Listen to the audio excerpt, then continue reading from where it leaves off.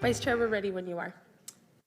So good evening, everyone, and welcome to the January 21st, 2020. The meeting will now be called to order, is now called to order. Will the clerk please call the roll to establish a quorum? Yes, thank you, Vice Chair. Commissioners, if you can please unmute your microphones. Commissioner Treat is absent. Commissioner McDowell? Present. Commissioner Snell is absent. Commissioner Verga? Present. Commissioner Middleton? Present. Commissioner Hayes is absent. Commissioner Berrigan is currently absent. Commissioner Bell? Here. Commissioner Benedict? Here. Commissioner Bagley? Here. Commissioner Christie? Here. Commissioner Few? Here. Commissioner Garcia? Here. And Vice Chair Morris. Here. Thank you. We have a quorum. Thank you so much. So as per the usual, we would like to remind members of the public who are in chambers that if you would like to speak on an agenda item, please turn in a speaker slip.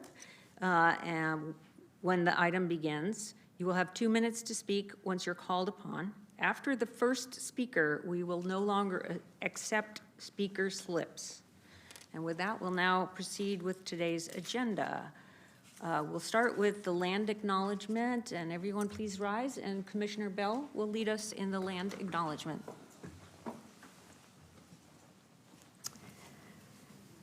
Okay, please rise for the opening acknowledgement in honor of Sacramento's indigenous people and tribal lands.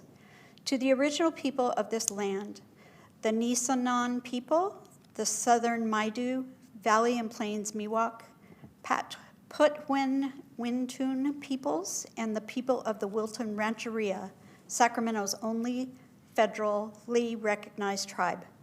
May we acknowledge and honor the Native people who came before us and still walk beside us today on these ancestral lands by choosing to gather today in the active practice of acknowledgement and appreciation for Sacramento's indigenous people's history, contributions, and lives. Thank you. Now we will start with the Pledge of Allegiance.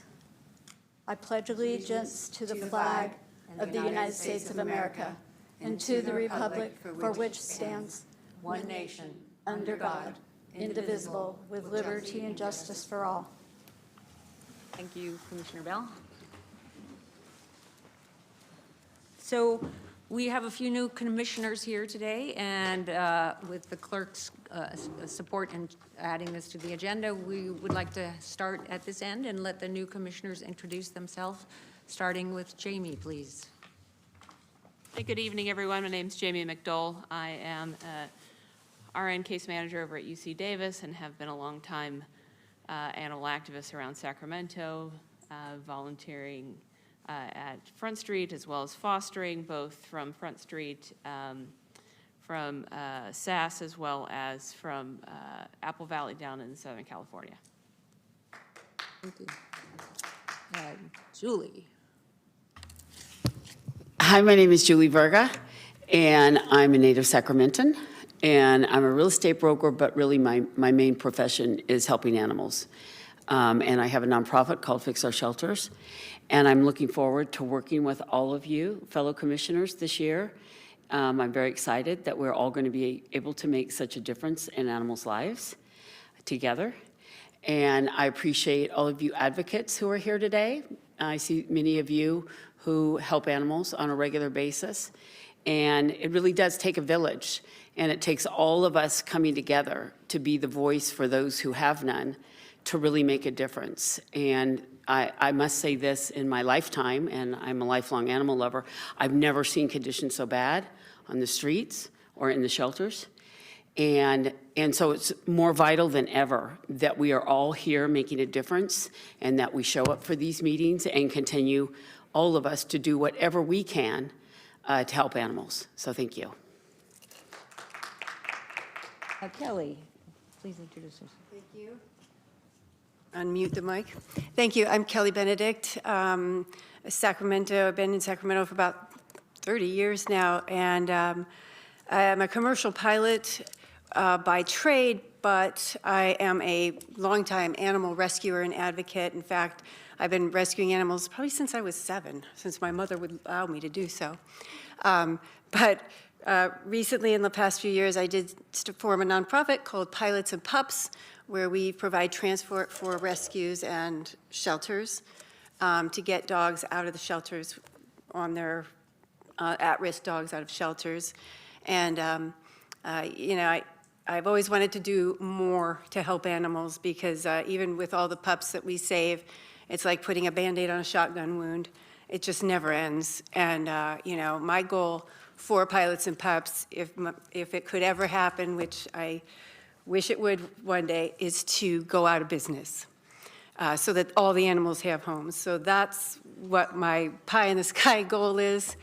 Will I ever see it? Maybe not in my lifetime, but I want to do more and keep the ball rolling to save as many dogs and cats as we can.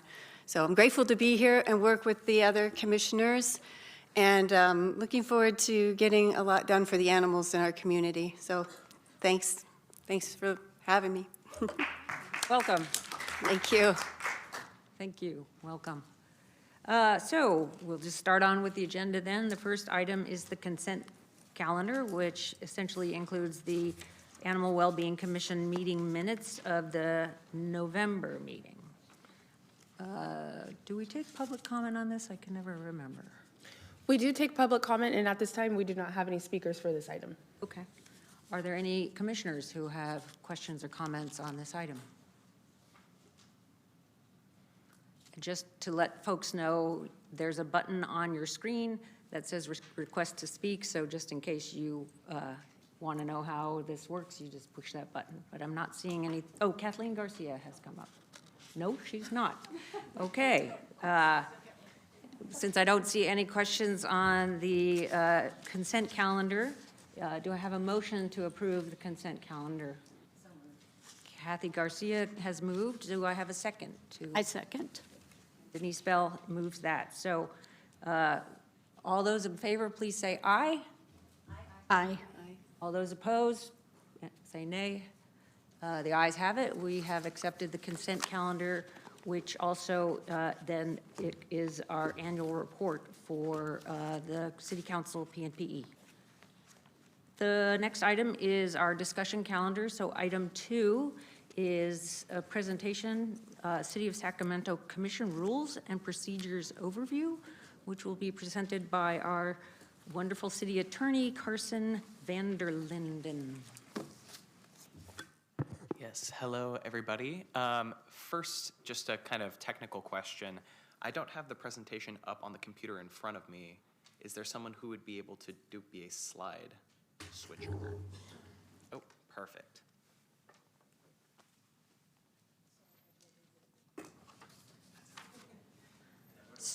So while he's doing that, commissioners, where it says projector A towards the bottom of your screen, if you touch on that, you should get the slides up. And if you actually touch on the slide, it'll go full screen. Does that help y'all? Okay, excellent. Now that the technical piece is out of the way, hello, everybody. It's good to see old and new faces here. For those of you who don't already know who I am and we haven't been formally introduced, my name is Carson Vanderlinden. I'm a deputy city attorney for the city of Sacramento, and among other things, I serve as general counsel for animal care services, and I sit on the Animal Wellbeing Commission to provide the commission with legal advice when and where necessary. So like last time, I just wanted to start off by thanking each and every one of you for being here on this commission and doing the work of this commission. Your involvement and your engagement helps to make the important work that is done here possible, and it just couldn't get done without you all and your participation, so thank you sincerely.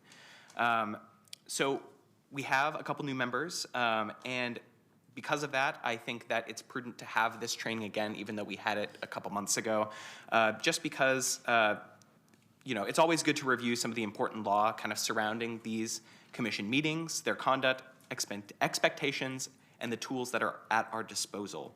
So you can go ahead. Oh, that's... Point it at this screen? Does he point the clicker? This is where the slide is supposed to change. Oh, it's off, so that probably is the problem. There we go. Okay, awesome. So, Just a quick overview of the topics we're going to cover. First, we're going to talk about the scope of the AWC. Then we're going to talk about the roles of the commission and the roles of staff, a little bit about the Brown Act, a little bit about public comment rules and procedures. Then we're going to talk about general parliamentary procedure and the council rules of procedure.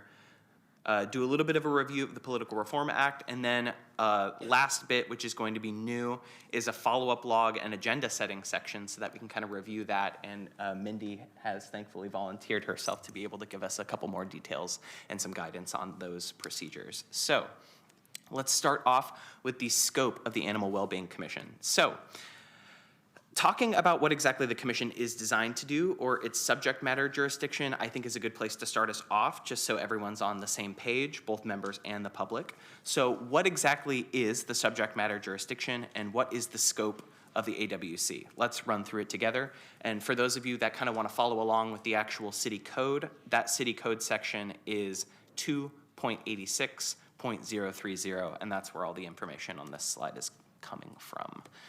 So, the scope of the Animal Wellbeing Commission. The commission is established for the purpose of providing advice and recommendations to the City Council on strategies, policies, and programs designed to ensure and enhance animal care services provided by the City of Sacramento. And then it lists a couple of examples of this: assisting people and their pets staying together, caring for animals in city facilities, providing low-cost spay-neuter services, and helping the shelter meet or exceed industry standards. The commission also is tasked with promoting awareness of programs at the city's Animal Care Services Center and Front Street Shelter, animals available for adoption, the importance of spay and neuter services, the importance of pet medical care, such as vaccines, and the volunteer program. Additionally, the commission is to serve as a community liaison and as a public forum, which is what we're doing right now. They're also tasked with advising the City Council on ordinances and state legislation and making reports and recommendations to Council regarding animal well-being strategies, programs, and services. So just looping back to that piece on advising the Council. Okay, just a quick note, there's been some recent discussion about the status of the commission as an independent body, and I think independence kind of means different things to different people, but I added this note simply to clarify that relationship between commission and staff. It's not necessarily an independent body so much as the commission is empowered to provide recommendations and advice to City Council, but it is staff that ultimately determines what items are agendized for future meetings. So just a point of clarification there. Okay, now we're moving on to the Brown Act. So this is going to be the most important piece of legislation controlling the work that you do here, and every city commission does. This is the state law that dictates how public meetings are supposed to run. So just a quick introduction, quick history. Michael Harris, reporter for the San Francisco Chronicle, he learned that local public agencies were routinely barring reporters and citizens from meetings that were supposed to be open. And this was occurring in city governments, in county governments, in school boards, and irrigation districts everywhere. And so eventually, in 1952, he writes this 10-part series called Your Secret Government, where he was able to actually catch the attention of reformers in the legislature. And the result was this Open Meetings Law of 1953, which was authored by Assemblyman Brown, and that's why we call it the Brown Act. Okay, so the Brown Act states that public bodies exist to aid in the conduct of the people's business and should conduct deliberation and take action publicly. All meetings of legislative bodies shall be open and public. All persons shall be permitted to attend any meeting of the legislative body. The basic idea behind the Brown Act, and it's an important idea, is that the public's business needs to be conducted in public. The right to access is broad, with information and processes being available, open, and transparent. And this is sort of emphasizing this deeper principle of the importance of people and their role in validating government, as opposed to government having, power over the people to exclude them from business that affects them. The act applies to all meetings, regardless of whether any official action is even taken, and that includes this commission. So talking about legislative bodies, this is an important distinction under the act. So what is a legislative body? That's the council, their subcommittees, and bodies created by the city council, and that includes this commission here. Then there's also appointed bodies, which is like our commission, in addition to all city boards, commissions, committees. And standing committees count as well. But note that ad hoc committees are not technically Brown Act bodies and therefore don't have the same kinds of rigid requirements to follow. And just a note on ad hoc committees here, because I know that we have created some in the past on this commission. So these are formed by the chair during a public meeting, who will also appoint its members. You can't have more than a quorum of the commission as members of the ad hoc committee. You must have a limited purpose focusing on a specific task or issue, so it can't just be about a bunch of different things. It has to be very focused. It can exist for no more than 1 year, so limited focus and limited time. You can't have a meeting schedule fixed by the commission. Members cannot discuss ad hoc business with the commission members who are not on the ad hoc except at a public meeting. The ad hoc can't speak for the commission. They can only advise the commission. And then when the ad hoc's business is concluded or when it expires, it must provide a summary and dissolution report to the commission, basically saying, here's what we did. This is the content of what we worked on. And then for more information, the city has an administrative policy for ad hoc committees, and that has more details there. If you need a copy of that, I can provide it to you. So the 2008 legislation gave meetings of legislative bodies a pretty broad definition, and this applies directly to the Brown Act. The prior definition focused on collective concurrence, but it was updated. So basically, now we are in a position where any gathering of a quorum of the legislative body to hear, discuss, deliberate, or take action on a matter within the agency's subject matter jurisdiction is going to count as a meeting. So this is why I have some of these items next to the table here. These meetings can include oral collective briefings. It can include even something as simple as hitting reply all on an email. It's important to be careful that if there is discussion that is happening regarding the business of the commission, that it is open and public, and that's why sometimes we can run into problems. So some examples of that would be improper serial meetings. So there's lots of activities that could constitute an improper meeting. A quorum of the legislative body shall not, outside of a meeting, pursue a series of communications of any kind, directly or through intermediaries, to discuss, deliberate, or take action on any item of business that is within the agency's jurisdiction. So a serial meeting is a series of communications, each of which has less than a quorum, but when you take it as a whole, it ends up involving a quorum of the members. So the problems with serial meetings is the process, which deprives the public of an opportunity for meaningful participation in legislative body decision-making. So I have two different ways that this can happen on screen right now. One way is this yellow box, the daisy chain. That's when one member communicates to another member regarding the business of the legislative body, and then that member expresses to another member, who in turn expresses such to another member, until a majority of members have discussed and possibly established a preferred course of action regarding the business before there was any sort of public meeting.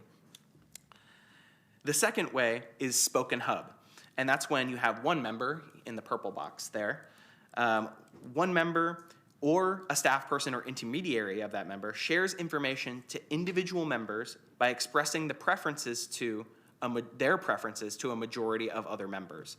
So these are two different ways that we could have an improper serial meeting under the Brown Act. But this is why it's important to keep in mind things like reply all to certain emails involving a quorum of the commission can get kind of sticky if you're sharing what the preferences of individual members are about action that is before the commission. So there are also exceptions to the meeting rule. A purely social or ceremonial occasion is usually okay, so long as you're not discussing agency business. A conference can also be utilized, so long as one, the conference is open to the public, two, it involves issues of interest to the agency, and three, the members of the body do not discuss amongst themselves issues within the commission's subject matter jurisdiction. A community meeting is another example. That's fine so long as it's open and publicized and there's no discussion of issues not on the agenda. So that includes things like candidate meetings, environmental group meetings, etc. Meetings of other legislative bodies are also okay, so long as the meeting's open and noticed and there's no discussion of issues not on the agenda. So this is this common theme of if we are meeting it outside of a noticed, a public meeting, or one of these examples, as long as we're not discussing the business that would come before this commission and sort of coming to conclusions about what actions we should be taking, would run afoul of the Brown Act. So here it's important to remember perception is reality. If you saw the whole city council out to dinner, talking quietly at a back table, maybe a smoke-filled room, would you assume they were talking about city business? Probably. So in those kinds of situations, we may have a Brown Act problem. Okay. Notices and agendas. So for a regular meeting, annually commission calendars are adopted that state the time and place for holding its regular meetings. Regular meeting agendas, per the Brown Act, are posted 72 hours in advance. The city's Sunshine Ordinance requires additional transparency, and agendas must be posted 120 hours in advance. Special meetings can always be called if necessary for the conduct of the city's business, but notice must be given at least 24 hours before the time of a special meeting. Anything other than a regular meeting is considered a special meeting. Agendas must state the location and a brief description of each item. The commission can't discuss or take action on any item that is not on the agenda. And then let's go here. So before we kind of move on to a discussion of public comment, we have some Parks and Rec wisdom from Leslie Knope, right? So these people are members of the community that care about where they live. So what I hear when I'm being yelled at is people caring loudly at me, right? What a good attitude. AWC meetings typically don't have a problem with extreme yelling or shouting, but maybe this quote will resonate with commission members nonetheless. Hopefully the public and the commission can benefit from the reminder that everyone here on either side of the dais is present because of their commitment to and love for animals. People care, and sometimes people care loudly, and that's okay. In the following slides, I hope to explain some ways to keep energetic public participation in these commission meetings productive, useful, and in line with the rules.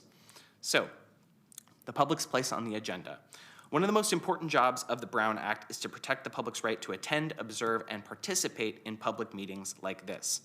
So every agenda must allow for public comment on every agenda item and on non-agenda items, with some exceptions, as we saw earlier. Members of the public must have the opportunity to speak on an item before it's voted on, and the body can set time limits for speakers, and the chair has the authority to limit or extend time limits as long as that's consistently applied for all speakers. So this is among several other important requirements that I have listed in my notes here. The public can't be required to identify themselves when making public comment. The meeting must be held in an accessible location, which isn't a problem here. No actions by secret ballot are allowed, right? The votes have to be open and public. The public has a right to review agendas and other documents distributed to a majority of the body. The public can record the meeting, as this meeting is recorded. The meeting cannot be held in a facility that prohibits attendance based on race, religion, nationality, age, sex, or disability. And members of the public cannot be required to pay or register their names or other information to attend a meeting. However, the Brown Act also makes clear that the legislative body may remove persons from a meeting who willfully interrupt the proceedings as they're ongoing. The council rules of procedure states that each speaker gets 2 minutes per item. The consent calendar is considered one item, and may speak on a total of 4 items per meeting. So time can be extended or limited so long as it's consistently applied. So for example, during the budget discussions, there were over 100 speakers that wanted to address the city council, so the mayor limited the speakers to 1 minute each just for practical reasons. During the redistricting discussions, the commission only had about 10 speakers, and the topic of district maps is pretty complex and technical, so the chair extended time for speakers to address the redistricting to about 5 minutes. So that is an important thing to note, is that's a possibility so long as it's consistently applied. Okay. So now we're going to move on to parliamentary procedure and Rosenberg's Rules of Order. So for parliamentary rules of order, the City of Sacramento commissions follow Rosenberg's Rules of Order, which you can find anywhere online. The City Council has officially adopted those rules as the format that they and all of their boards and commissions are going to follow, including us. Okay, so parliamentary procedures. What is a quorum? A quorum is just the minimum number of members required to be present to legally hold a meeting. That's typically a majority of members. Majority is more than half for those of us that did not know. The role of the chair is to lead and conduct the meeting. The main job of the chair is to ensure that all voices are heard. They announce the agenda item, number, and title. They invite the appropriate person to report on an item. They invite commission members to ask technical questions or clarifications. They invite public comment and establish speaker time limits. They invite motions and seconds from appointees. They clarify the motion and invite discussion on a motion. And when discussion is complete, they ask for a vote. They then announce the result of the vote. So remember, the chair has no greater access to staff than any other member on the commission, but they do have a role in making sure that the commission's business runs smoothly. In general, motions are the method for commissions to make decisions. A motion should always be supported by two appointees, the first person who moves, who makes the motion, and then the second person who seconds the motion. To move and second is simply a verbal statement to officially support the idea of a motion so that it can then be discussed. If we don't have a second, we can't discuss. A motion to amend, aka a friendly amendment, is offered by an appointee to amend a basic motion. So this would be for the purpose of clarifying or enhancing the first motion. So if the appointees who moved and seconded the first motion agree to the amendment, then that language becomes a part of the first motion. A substitute motion is a completely different motion. So the ideas in a substitute motion are not similar to previous motions in its potential course of action. The intent of the substitute motion is to completely do away with prior motions and present something new. So you can have up to 3 motions on the table, and then you vote on the most recent. Okay. So let's take a look at how many affirmative votes are needed to pass an item.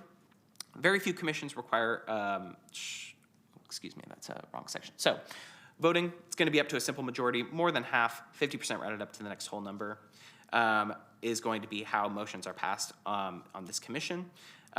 It's going to be a yes or a no.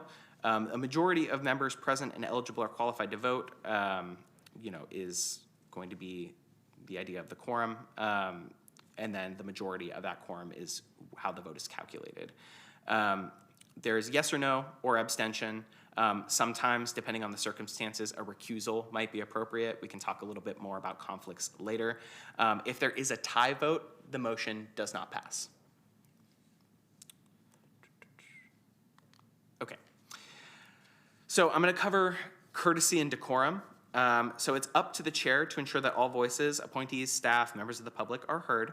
It's always best for only one person at a time to have the floor, and it's always best for every speaker to first be recognized by the chair before proceeding to speak. That's why we have what Vice Chair Morris talked about with the requesting to speak, and then it goes in an order that can then be decided on one at a time so people aren't talking over each other or interrupting.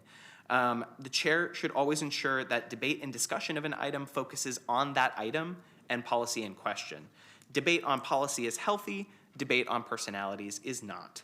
The chair has the right to cut off discussion that is not appropriate or related to the agendized item of discussion. In the interest of time, but not at the expense of open and free discussion, the chair is allowed to limit the time allotted to speakers. That includes appointees. So the council rules of procedure describes time limits for speakers. Although parliamentary procedure might seem a little bit stuffy, it does ensure that the commission can get its job done by making all voices able to be heard. We also want to be sure to use appropriate terms when we refer to specific members. So Madam Chair or Madam Clerk, Commissioner, committee member, right? We're using the formal titles of people. Okay. Now we'll move into discussion of decorum and proper etiquette in chambers with a bit more detail. These rules come from the Council Rules of Procedure, which are required to be followed by everyone in these meetings. That's members, the chair, vice chair, staff, audience, all required to abide by these rules. And they can always be referenced online if there's ever a question about what rules apply. The Council Rules of Procedure are readily available. So the CRP rules currently on screen specifically outline some of the relevant rules for members, and I'll go over those now. Norms and expectations include treating everyone with dignity, courtesy, and respect, being attentive and limiting interruptions, encouraging dissent, but being mindful not to just stonewall discussion or block consensus in a way that's unproductive, present problems in a way that promotes discussion and resolution, and then working to build trust in each other by assuming good intent, Statements or behaviors that clearly undermine these goals constitute a violation of the CRP, which would allow the chair to take action. Okay. We also want to make sure that we're treating everyone with courtesy and refrain from inappropriate behavior and derogatory comments, and we're preserving order and decorum, not delaying, not interrupting, not disturbing members while they are speaking. Okay. Now we have member and staff interactions. These rules specifically address interactions between members and staff that I can go over now. Members are required to treat staff professionally and refrain from publicly criticizing individual employees. Pursuant to this requirement, members are asked to discuss directly with the city attorney, city auditor, city clerk, city manager, city treasurer, or director of the Office of Public Safety, Accountability as appropriate, any displeasure with their department or staff. So, for example, if a member of this commission were to take issue with my job performance as a member of staff sitting in the commission meetings, and that member didn't think that I was doing my job of providing legal advice to the commission properly, the appropriate action per the council rules of procedure wouldn't be to air those criticisms during a public meeting. It would be to go to my boss, who is the city attorney, right? That would be the appropriate way to bring up that criticism. This ties in nicely with my point earlier about making sure that the wires of accountability don't get crossed and that any criticisms we have of staff are aired at the appropriate time and place where they will actually be effective. Okay. Decorum in chamber and disruptions. The purpose of a legislative body meeting is to conduct the city's business. If there are disruptions or interruptions that prevent the body from conducting its business in an orderly and efficient fashion, the council rules of procedure address how that situation will be handled. Government code and council rules of procedure address willful interruptions. The members of the body conducting the meeting may clear the room and continue the meeting if disruptions continue to hinder the body from conducting the city's business, if it's impossible to get done as is. And then members of the media who were not part of the disruption have to be allowed to return to the meeting after this disruption is concluded. Okay. An important overarching principle to remember here is it's not personal, it's just business. We're all required to uphold the rules, both chairs and members, so we can get the city's business done. It's the affirmative duty of the presiding officer of the AWC to maintain order by enforcing the rules contained in the CRP and Rosenberg's Rules of Order. All AWC members are required to both follow and actively uphold these rules in cases of non-compliant behavior by other members or by members of the public. Okay, but what happens when that kind of situation crops up? What do we do? Let's say a meeting of this commission is taking place. You have a strong suspicion that another member or an audience member is speaking in a way that you feel is violating the council rules of procedure. What do you do next? What steps need to be taken in order to bring us back into compliance with the rules so we can fulfill our mission? Well, we do this thing called making a point of order. That's a procedural tool that you're going to use, and it's helpful, and it's a polite way of requesting that the chair and the commission take action to bring the proceedings back on track. So for those of you that need a refresher, I'll quickly go over that procedure now. For these situations, the city of Sacramento uses Rosenberg's Rules of Order for parliamentary procedure, so this is where this comes from. The CRP enables the presiding officer to make a point of order to enforce compliance with the rules, but also any member of the AWC may make such a point of order under the appropriate circumstances. The appropriate circumstances would be when you feel the discussion has gone outside the CRP's mandatory rules for decorum, process, etc. The proper procedure is as follows. While the CRP violating behavior is ongoing, or once it concludes, a member would interrupt and say, point of order. The chair, if not making the point themselves, would ask the interrupter to state your point, member blank. As I alluded to previously, appropriate points of order relate to anything that would not be considered appropriate conduct of the meeting, and you can bolster your point of order significantly when you make a citation to a specific council rule of procedure rule for the sake of clarity, right? So it's always good if you're saying that there's a violation of the rules to know what rule exactly is being violated. The chair then makes a ruling on the point of order. Alternatively, AWC members may require the chair to enforce the CRP upon the affirmative vote of a majority of the AWC members present. Once a ruling in favor of a point of order is made, the member or audience member that was subject to the motion is bound by it and must correct the non-compliant behavior accordingly. If the chair makes a ruling that a member disagrees with, that member of the commission may appeal the ruling of the chair. If the motion is seconded and after debate, if it passes with a simple majority vote, then the ruling of the chair is deemed reversed. But remember, only commission members, not audience members, may appeal the chair's determination. So here, I've compiled a very non-exhaustive list of various example situations where a point of order might be raised. For example, a member interrupting another member, staff, or public commenter without being duly recognized by the chair, a public commenter is discussing an individual staff member outside the scope of their job performance, a public commenter is off topic from the agendized item, a member is violating a decorum rule, et cetera, et cetera. You can read the list as well. The point is that if we're moving outside the rules, if the meeting is becoming unproductive, these are the tools that you can use to get us back on track. Each member here is encouraged to spend some time reviewing the council rules of procedure. Again, it's all online, just to familiarize yourself with the rules and the expectations for conducting these meetings. Both the specific procedural rules and the general rules of decorum are both going to be useful reading, for sure. Okay. Just as a reminder, utilizing these procedural tools is a helpful and respectful way to ensure that we can conduct our business in an efficient fashion. It also helps to keep these meetings in compliance with the law because the CRP is mandatory. And being a lawyer, being compliant with the law puts a smile on my face. And I know you all want to make me so happy. The Political Reform Act is what we're going to talk about next. This has to do with conflicts. It's an effort towards transparency of information in the political process. This initiative was spearheaded in response to the fallout from Watergate. And as you guys probably know, Watergate was not a great way to utilize power. So we wanted to attempt to rein in sort of acts that involve sort of corruption, conflict of interest, et cetera. The law, among other reforms, requires public officials who routinely participate in decision-making to disclose their personal financial holdings. The purpose of disclosure allows the public to monitor actions of officials in comparison to their financial holdings to ensure the official has no financial benefit in the decision-making process. So, with the Political Reform Act, conflict of interest statements are required 30 days after appointment and leaving, and annually. You should have received a link to NetFile, which is our online filing system, and these are posted online so that anyone can review. An official may not influence or participate in a decision where there is a financial or strong personal interest in a particular issue. Public officials must disclose their relevant personal financial interests. You may not receive or agree to receive anything of value or advantage in exchange for decision or official action. It's basically reportable once you hit 50 bucks. That's coffee 10 times.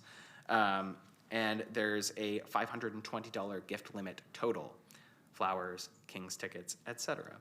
Recusal from participation is required if there is a material financial interest in a particular business or piece of business or official act. Violations can include invalidating the action, could also be a misdemeanor, could also have a civil penalty, which is a fine of up to $5,000, which is not good. Okay, what do you think if you might have a conflict? Just call or email me before the meeting, and then I can help get to the bottom of it. Commission meetings in progress are probably not the appropriate time to bring up these specific issues. You should all have my email and office phone information already, but if you don't, I can provide that to you. Just let me know. So if there's ever a question about a conflict, just talk to me about it. Don't be shy. So let's say you do have a conflict. Now what? So if we confirm that you do have a conflict, you will disqualify yourself, aka a recusal, from participating in the specific item over which you have a conflict. You will state your conflict openly for the record, and then you will physically exit the meeting room until that item is concluded. If a conflict is perceived, which means the participation is legal, but it's not personally ethical for you for whatever reason, this is known as a personal bias. In those circumstances, you're at liberty to personally excuse yourself or abstain. So as stated above, contact me before the meeting if you have any questions or you want to discuss a potential conflict. My door is always open to each of you. Okay. And now we have moved on to the follow-up log and agenda setting section, and I would love to invite Mindy, if you would like to come up and help us discuss the follow-up blog. Good evening. I'm Mindy Cuppy, your city clerk. And so thank you, Carson, for the invitation to join you. He's a fantastic presenter, so I'm humbled to be following him. So what is a follow-up log?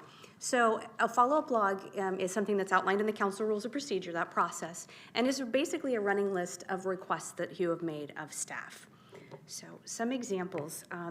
So how does it work first? At the end of every meeting, there's a section called Commission Ideas, Comments, and Questions. This would be a time where you can ask staff to add something to that log. So some of those examples could be, I want a list of all available dogs in the shelter. That would go on the list. Probably staff would send you that list the next morning and send it blind copied so we don't violate the Brown Act to all of the commissioners. That's a simple request. If you made a request for a presentation on the police budget, it would go on the list, and when it comes back at the next meeting, it would probably say, not applicable to this commission. So we respectfully decline that you won't be getting that presentation. So if it doesn't have anything that falls under the scope of the commission, it will go on that list, and staff will make comments. Staff uses that list to manage your agendas. So city clerk's office does not make your agendas. So we process agendas, but staff is who puts those reports on, and they'll take a look at that and say, well, I need to do some work on this agenda item. It's going to be in March. Or, gosh, that's not going to be until November because we need some more data or need to do some research, hire a consultant. Everything needs to be done within the public meeting forum. So you can't email staff and ask something to be added to that log because it's not in an open and public forum. You can't ask the chair to do that. The chair, unfortunately, has no more authority than any one of you to draft those agendas. It's staff who is your agenda setting, so forth. Let's see. As Carson said, the chair and the vice chair, their role is really to manage this public forum process, to make sure that all of your voices are heard, all of these voices are heard, and the meeting is continuing to run. It would be absolutely underneath of their authority to say, Commissioner Mindy, you haven't spoken this evening. What do you have to say? Or also on the flip side, and so you're going to vote on chair and vice chair later this evening. So keep that in mind. It's not an easy job, but also to say, Chair Carson, you've spoken 15 times today, and I haven't heard from Mindy. So please, let's take some comments from the rest of the dais, and then we'll come back to you. It's not an easy job. You guys have probably seen me say, thank you for your comments. Your 2 minutes is complete. Running meetings aren't fun sometimes, and so that's the role of the chair. They have no greater access to staff than any one of you. Commissioners also have no greater access to data or staff than a member of the public. So if you're requesting from staff some data, and it wouldn't be data we would give to the public, you wouldn't get that either. We do have a public records request process, and if you want me to go into that detail, I'd be happy to do so. But if you're asking for data that is not open to the public, you wouldn't get any additional access to that. Let's see. I think that's all I have to say on follow-up log. What do I miss, Carson? I think that about covers it. Thank you very much for your contribution. But it really it's really a tool for staff to make sure they're bringing back things that are under the scope of this commission. And so thank you for letting me present, and I will be available if you have questions. Excellent. Thank you, Mindy, very much. And thank you all for sitting through this training and for being willing to learn and kind of uphold the rules that help make the commission work. So we are available, Mindy and I, for any questions that you may have at this point, but that concludes my presentation. Thank you.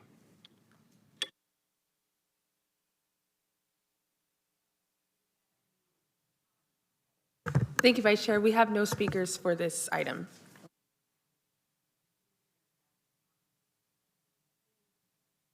Read the list. I have either Julie Verga or Christy Middleton with their speaker hand raised. So that some of us share screens, so. Okay.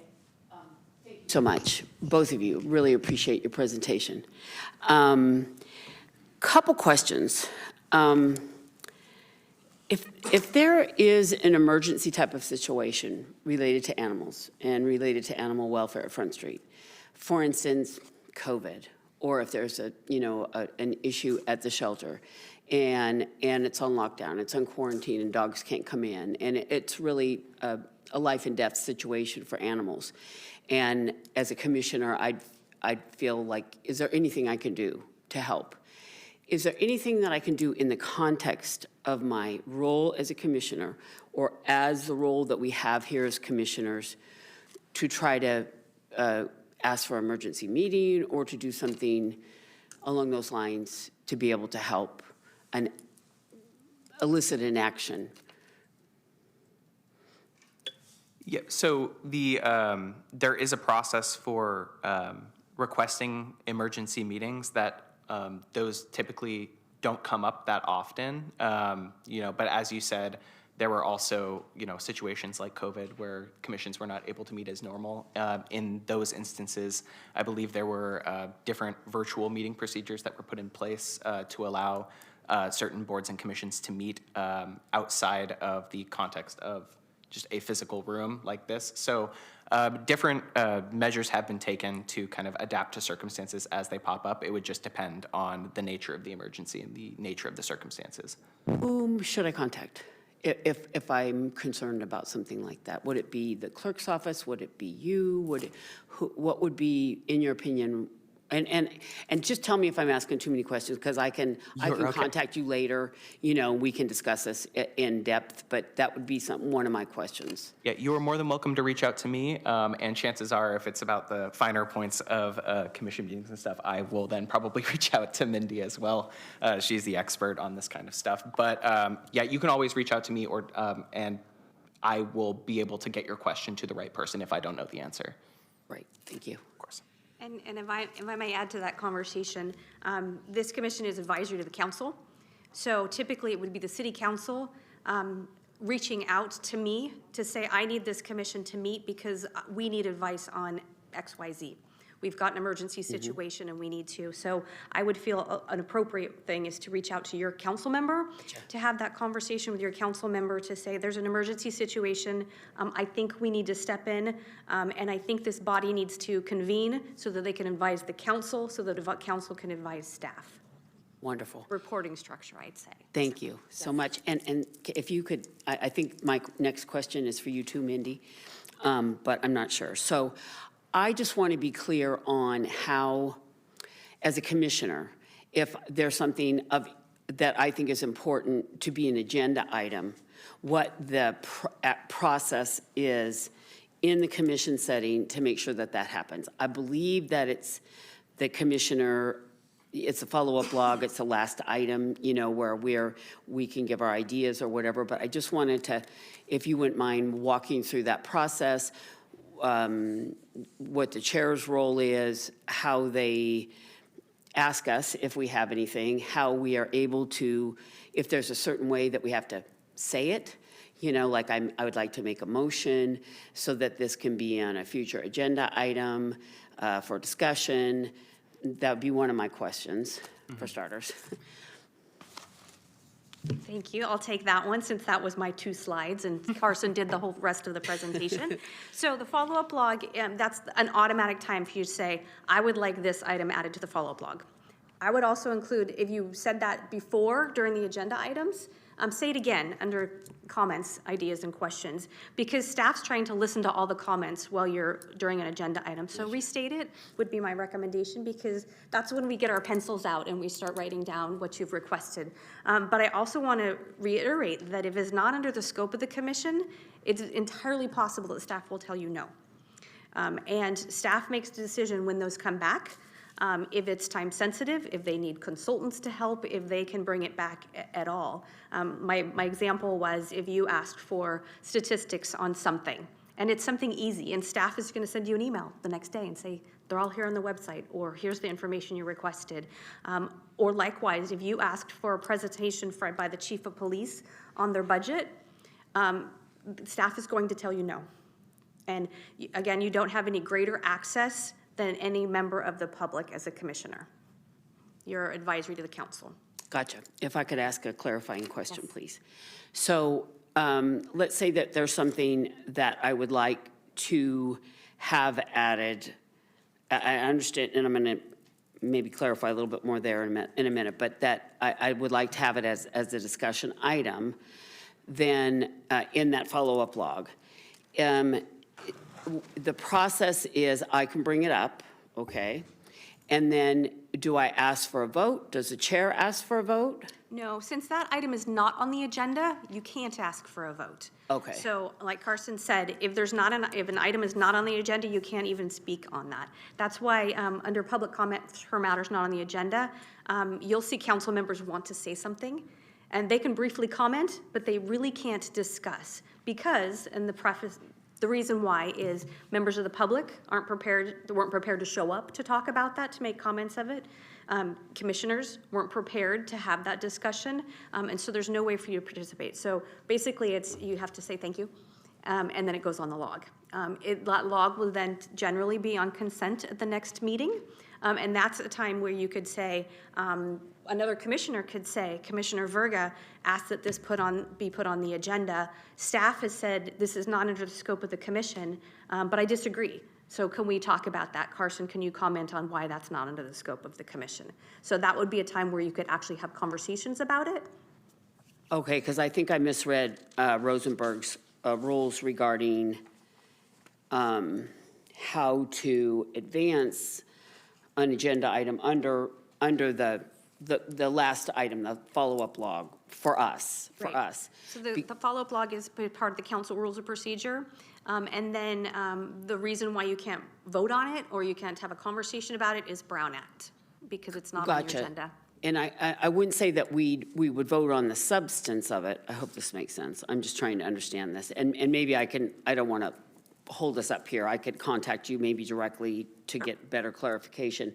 I'm just for purposes of getting it on the follow-up log, do I need to make a motion or do I just say it or? Say it. You can say Okay. at a future meeting, staff, I would like a report on, widgets.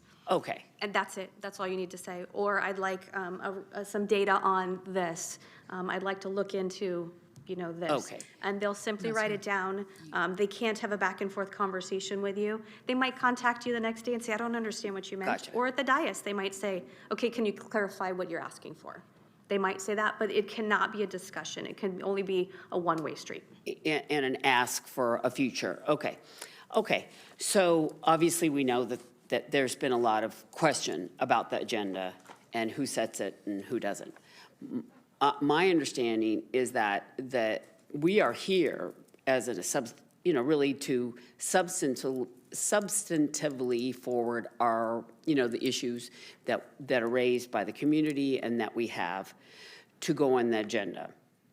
And that it's city staff, or in this case, maybe Front Street staff, that would help put together that agenda. But I'm hearing you say here, and I don't know if this is Carson or who I'm addressing this to, that that's really not the case, that it's really completely up to the agency, in this case Front Street, to decide what's on that agenda.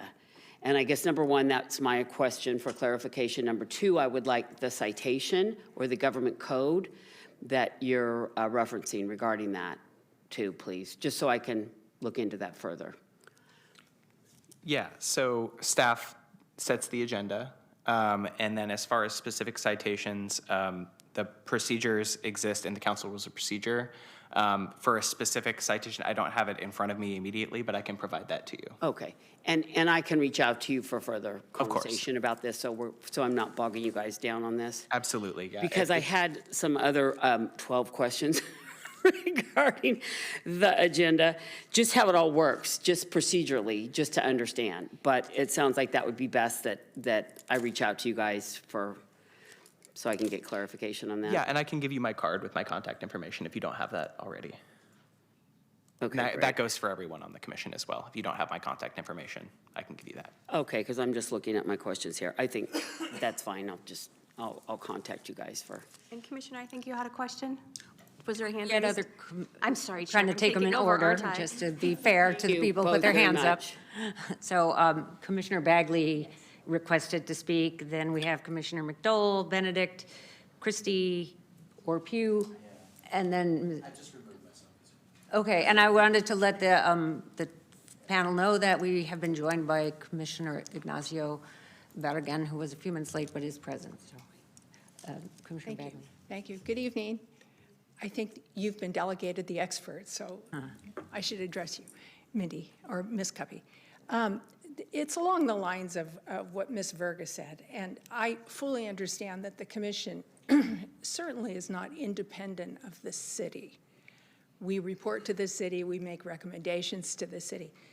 But it seems like there should be at least some level of independence with the shelter, in that we may ultimately be making a recommendation that they don't agree with, or they oppose, or they don't want to follow, and then that would certainly open conversation with city council and staff at that point. My question is, let's say I put something, and this should be a hypothetical, I asked for something to be on the follow-up log, and I really want it to be agendized for next month.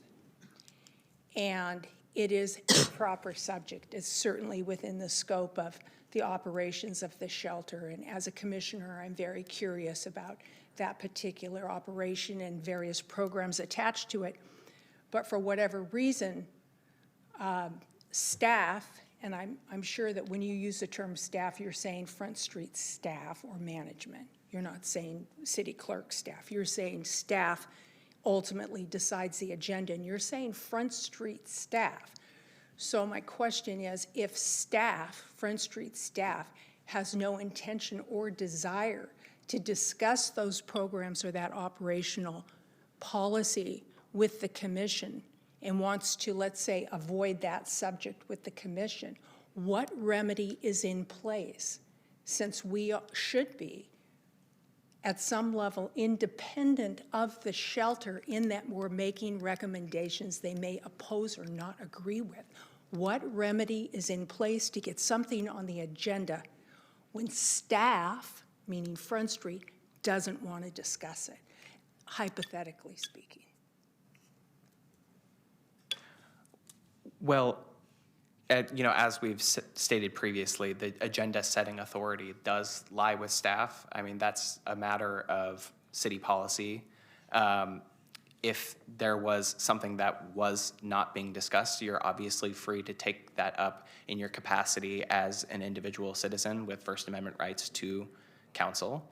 I mean, that would be one, potential remedy, is the ability to voice grievances. Right? But as far as the setup of the division of labor between commission and staff, animal care services staff, that's something that is a matter of policy and isn't necessarily, I wouldn't say that there's necessarily a direct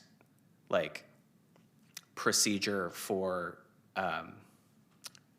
receiving any sort of legal remedy in that sense. That would be I don't think it's a legal remedy. I'm just wondering procedurally. I mean, I'm not even sure you've ever encountered that, Ms. Cuppy, but I'm just wondering what remedies in place to get a presentation that's proper within the scope that a commissioner just can't seem to get. Absolutely, I'd be happy to answer that question with my opinions. So this commission is not independent. So staff reports up through their charter officer. So in this instance, the city manager's office. So Carson gave an example. If you're not happy with his work, you go to his boss. So if you're not happy with mine, I report to the 9 city council members, so the mayor and council. So you would contact one of them and say, Mindy's not doing her job. She made this presentation and she was awful. You would tell them that. So that would be where you would go. I would start with the council member that appointed you and have that conversation. But you also can't modulate the staff's workload. We have other stuffs during the day. So it's entirely possible that there are other things on their plate that they just simply don't have the time to bring a proper report back to you. If there's something that staff has brought a report to you and is asking for your opinion, I believe, this is my opinion, that their staff report, when it moves to council, should say, this is what the commission thought, whether they agree or they disagree. So their report moving it forward, they might move something forward, which is still their recommendation, but in their report, there is a section that says, what did the committee say? What did the commission say? Could I just ask you to say what you just said again? That last part? If you just repeat what you said, then. I just didn't understand that about the staff. So the staff gives a report to whom about the commission? So if there was an agenda item this evening, and say it was number of chickens, so the number of chickens, and staff's recommending 18, and the commission says, no, that's ridiculous, there should be 4. When that report goes to council, there's a section that says, what did the commission think?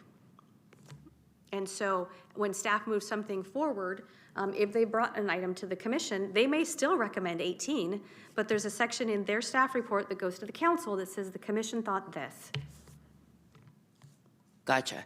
And so, thank you. So let me let other members have a chance, because we have I was just going to clarify. Commissioner Jamie McDowell asking a question. I just wanted to clarify, when you say staff, you are referring to Front Street staff and not city staff, city manager, or city office staff? So not the city clerk. We do not, the Front Street does not report to me. So As far as setting the agenda, what staff are we? staff of Community Development Department. So ultimately, the city manager's office. I don't know the hierarchy, so, but no, my office, we take the reports, we compile them into a pretty package, and we create that agenda, but we are not subject matter experts, and my office does not do that. You're who? You call us when you're gonna be late or you're gonna miss a meeting.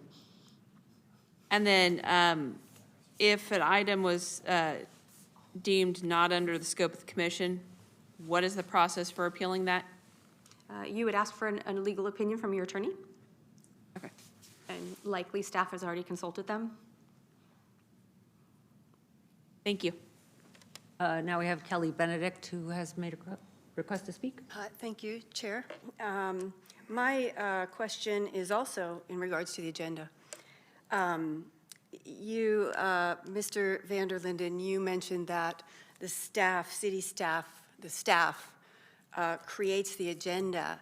And my understanding, whether it's the city staff or whether it's the Front Street shelter staff, that setting or preparing of the agenda is more an administrative role, more of a clerical role, because it'd be the commission that actually sets the agenda items, correct?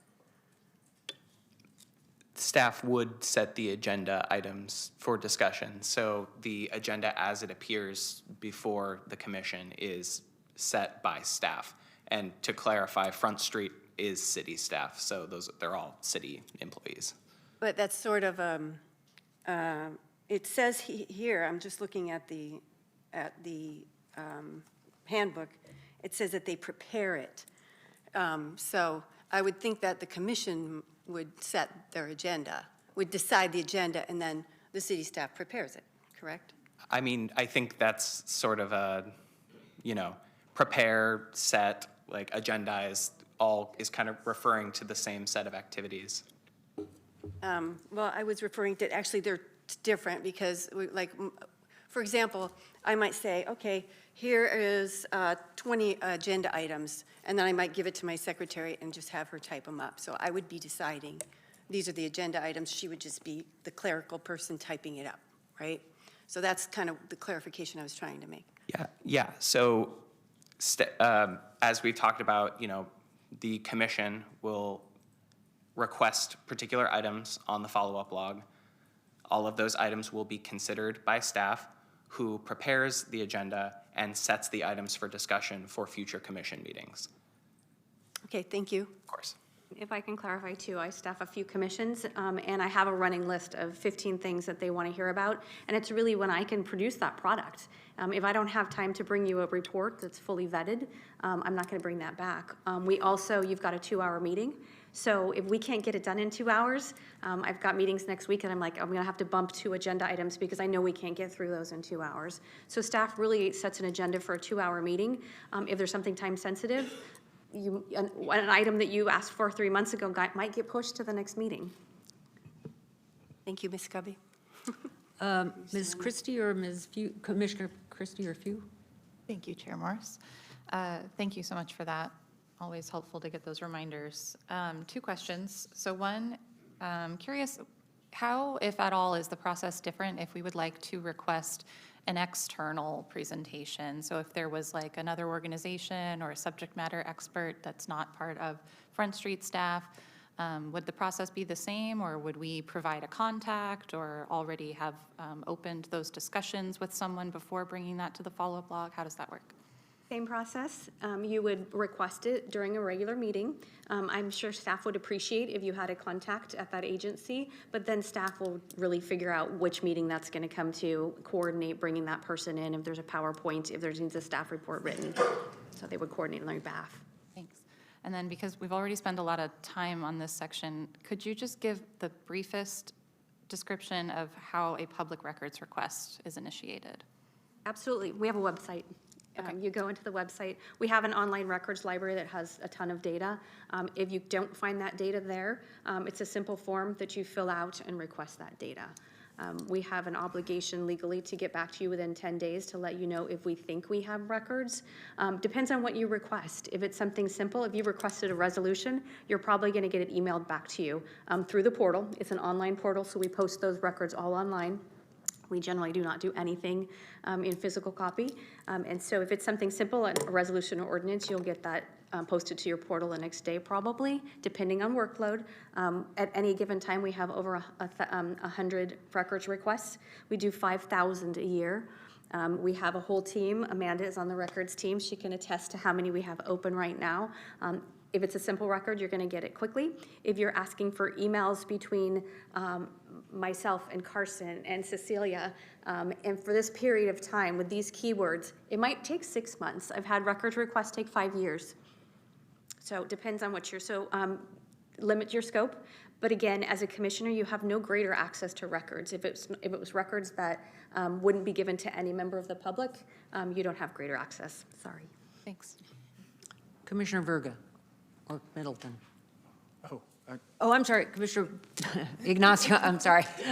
Berrigan. really quick, just a point of clarification for me. This is for council. So that I'm going back to the initial part of the conversation, it sounded as though when we talk about staff preparing the agendas, are we saying that that authority to prepare agendas includes discretionary authority to also create the agenda, correct? It's not just the physical actions of preparing it based on the recommendations made by the commission. I just want to be clear.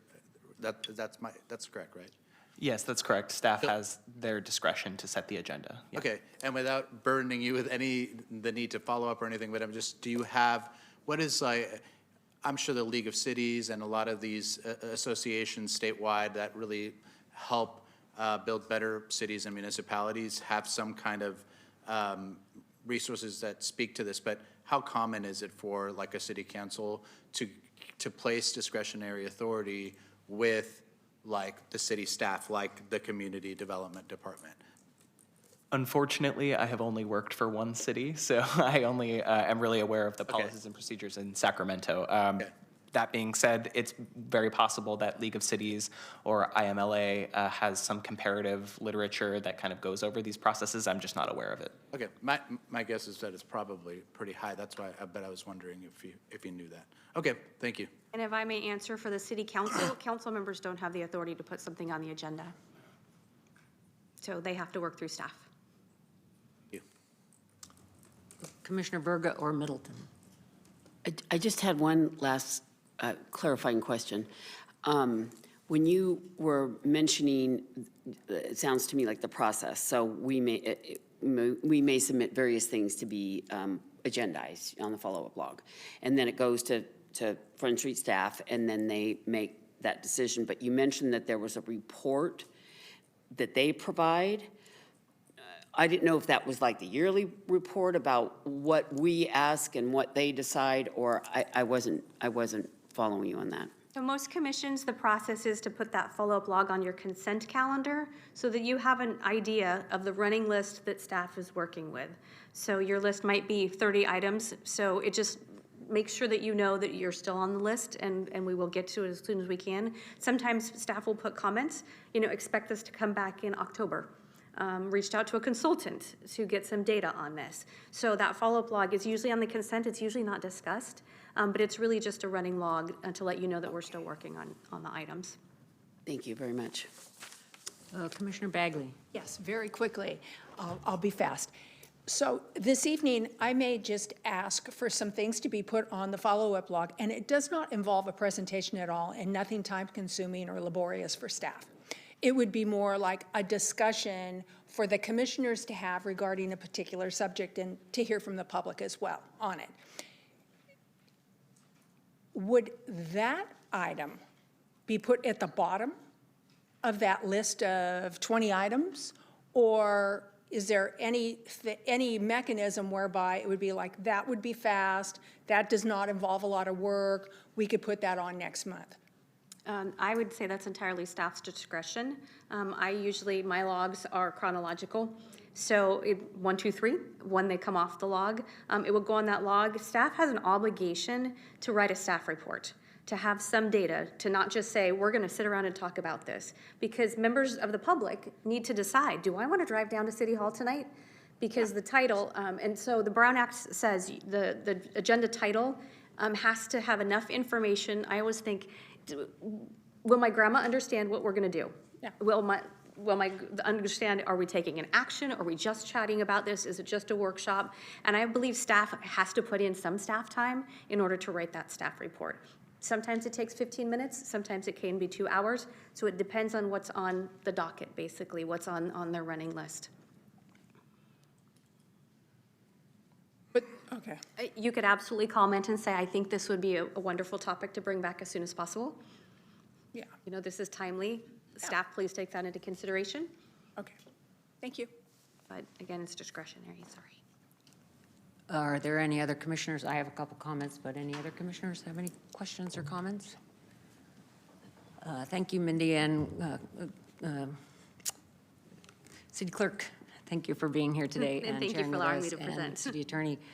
A couple things that come to my mind as I was listening to the presentation, and just some clarification for folks who may wonder. Our commission is 13 seats. Some are not filled and some are maybe filled. If you actually count heads, not tonight, but whatever, you will find that there are 15 of us. That is because Kathy Garcia and I are finishing out our terms from prior appointments. So we are finishing terms that we were appointed to 2 years ago or so.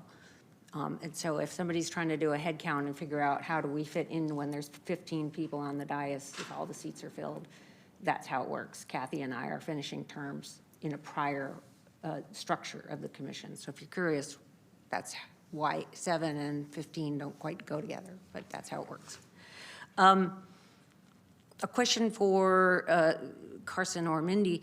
If one of us has some information that we would like to share to all of the commissioners, a recent news announcement or something that we think would be helpful for all commissioners to know, and we don't want to violate the Brown Act, would we send a request to you? Would we send it to staff at the shelter? Would we send it to the clerk's office? How might we share such information?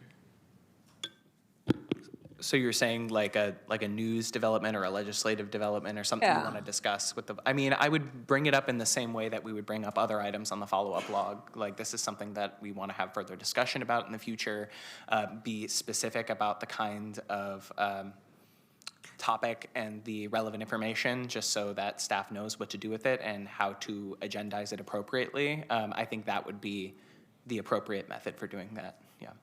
It's not necessarily, and I'm thinking back to something Commissioner Bagley wanted us to share a year ago, and I can't remember what the topic was, but it was not something to be on the agenda. It was just a, hey, commissioners, FYI, this is going on. And I don't even remember what the issue was, but it was something that we wanted to share out. Is there any method? And there's been a couple times when I've wondered, like, a change of a date of a meeting or something. Is there any way to just share through your office some sort of updates on anything? Through my, like the Through city your attorney's office or through the clerk's office? I guess I don't understand the change of the date of the meeting example. So something I actually am going to bring up later, but there's a new discussion about the 102-acre activities at Meadowview, and they're having a meeting on February 4th. So that's before our next meeting, not really for our agenda, but it's something that maybe some people might want to attend. If I was like saying, could you share this to the commission members so they would know, is that something you could share? And maybe you can provide follow-up to this, but if it's not necessarily related to the business that is currently before the commission or within the subject matter scope of the commission's jurisdiction, then that might be something that you could just discuss, outside of the commission, because it doesn't have to do with commission business, and so it wouldn't implicate the Brown Act in any sort of way. However, if it was discussing commission business, then it would all of a sudden implicate the Brown Act and require sort of those open and public discussion requirements. And maybe, Mindy, you could follow up on that. Absolutely, thank you. I love answering these questions, so thank you for engaging my brain. But that's a great example. If it's something informational only, it would be appropriate to send that to staff and ask staff to get that out. They will likely reach out to us and get all the emails. They will email it to you blind copy. 102 acres is a great example. So if you sent it to everybody and you all show up, okay, remember, don't sit at the table together. Don't talk, you are acting as an individual, not as a commissioner. But that topic could come up at a meeting. So 2 years from now, it's possible that we're talking about building a shelter on that site. And then it will be before this commission. So you could have inadvertently violated the Brown Act 2 years ago. Right? But if I sent you this notice about this meeting, Yeah, and you something could share it that's and people could informational become. only. And sending it to staff is a really good choice because they can look at it and go, they can call Carson and say, what do you think about this one? If it's something about something going on at the state capitol and you're just information only. a There's a new legislative bill, day. there's a new something. If it's an article about something and it's clearly not going to be before this commission, if it's just information sharing or educational, it would be appropriate to share that. And staff is a really good person to be that litmus test. There's lots of misinformation out there too. I hate to say that, but staff will check. If there's fake news is out there, unfortunately, so they'll take a look at it and say, is this correct information? It might be misinformation that you have gotten through some source, or they don't feel appropriate that that's not an educational. So likely staff will talk to the attorneys and have that conversation and may or may not forward that. But again, always blind copied. Another point I wanted to make the commissioners aware of, if you haven't had a chance to go through of all of Carson's presentation, the ordinance for this commission is at the back of that packet. He read you the number earlier on, but the actual content, the actual ordinance is in the packet. So you don't have to go hunting for it. You could look at the back of Carson's presentation because he has the actual ordinance in there. So that's there for you to look for instead of having to go hunt. The last point that I think I'm making as an opinion is I hear a lot about what's on the agenda and how does the agenda get made and who has control of the agenda and the agenda and the agenda. I really hope that the focus of this commission is what's in the ordinance and not what's on our agenda per se, that things on the agenda relate to our charge and our scope in the ordinance. And so if you're trying to bring something to the commission and you want it on the agenda, hopefully it's something that's in our ordinance, is something we should be working on. And hopefully it will be a normal course of business that it's on our agenda. I will say for 22 and 23, that's kind of how we ran. Things that we were working on were directly out of work from what our ordinance is, including rewriting the ordinance. And so hopefully we can get back to focusing on what are our assignments and our scope and our responsibility under the authority of this commission, as you will see outlined in a template, in a work plan template. So I really hope folks would focus in on that work plan template and that ordinance in terms of where you want to put your energy, and then that stuff comes onto an agenda. It won't be my chair to run, but I'll put that in as a comment here. With that, I think we're ready to move on to the next item on. Oh, you pointed them out to me. Thanks so much. We've got a couple more people queued up. Commissioner Verga or Middleton?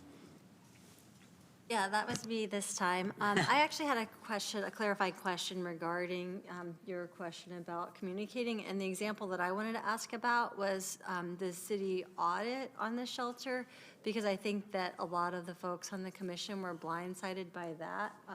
Like, it ended up on the agenda, and some folks didn't even know that it had been issued, and it was something that this commission had requested. So I wonder if, say, the chair knew that that report came out and wasn't sure that everybody on the commission knew.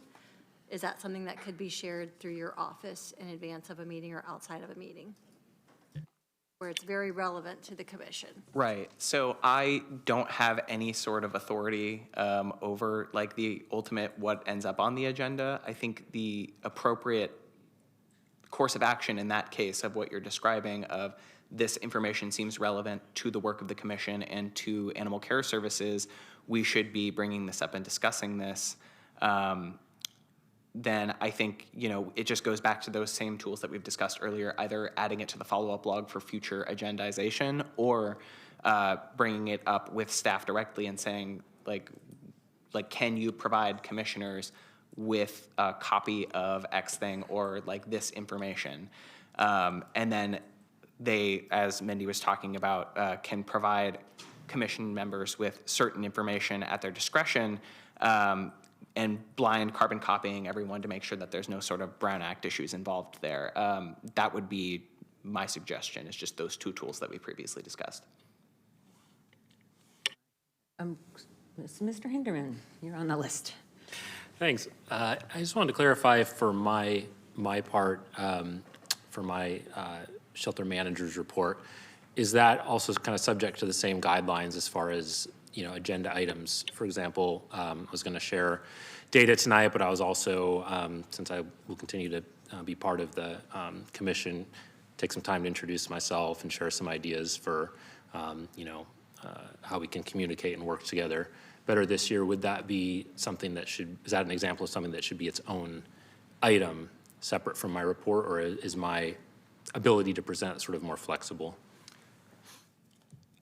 I would encourage you to stick to the agendized item of discussion, just for purposes of making sure that the the commission's business is efficient and conducted in a way that's in compliance with the Brown Act requirements of making sure people know ahead of time what kinds of matters are being discussed.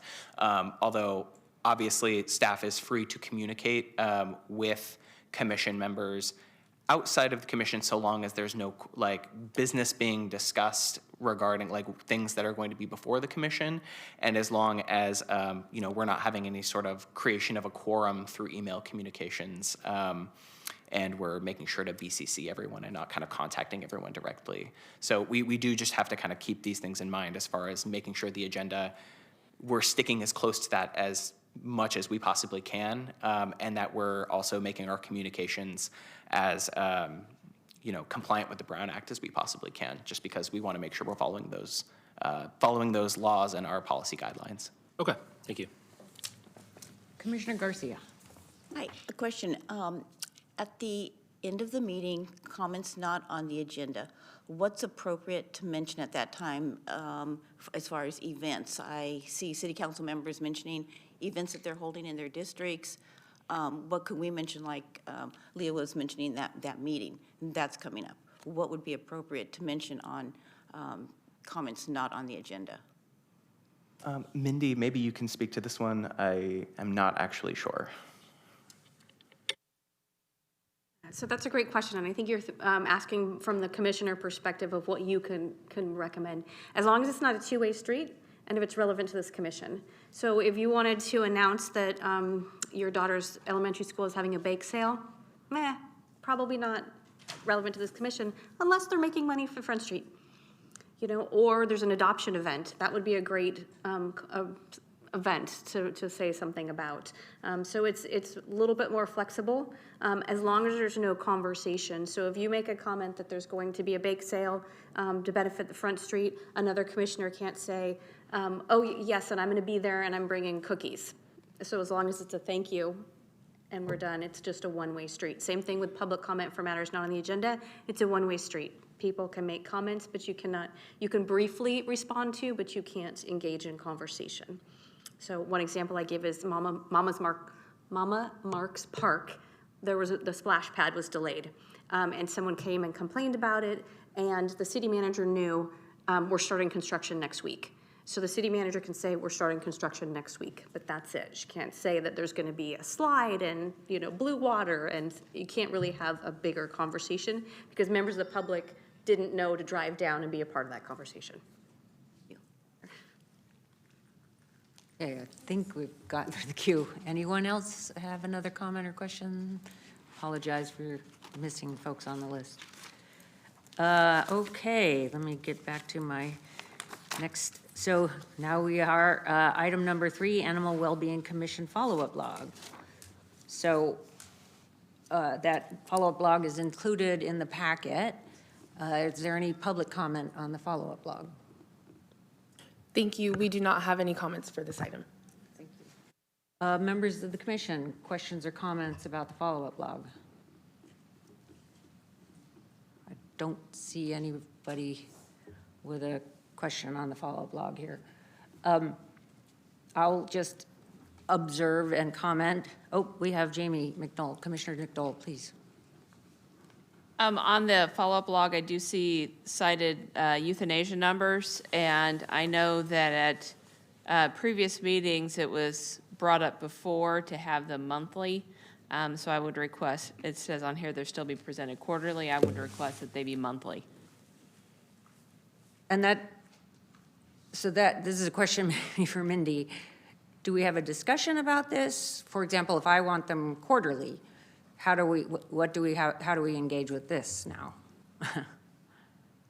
Carson's looking at me like, you take that one.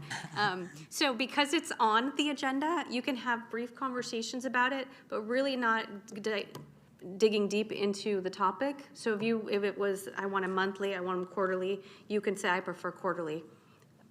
So if it's just adding on to what that agenda item was, and since it's on the agenda, you can have conversations.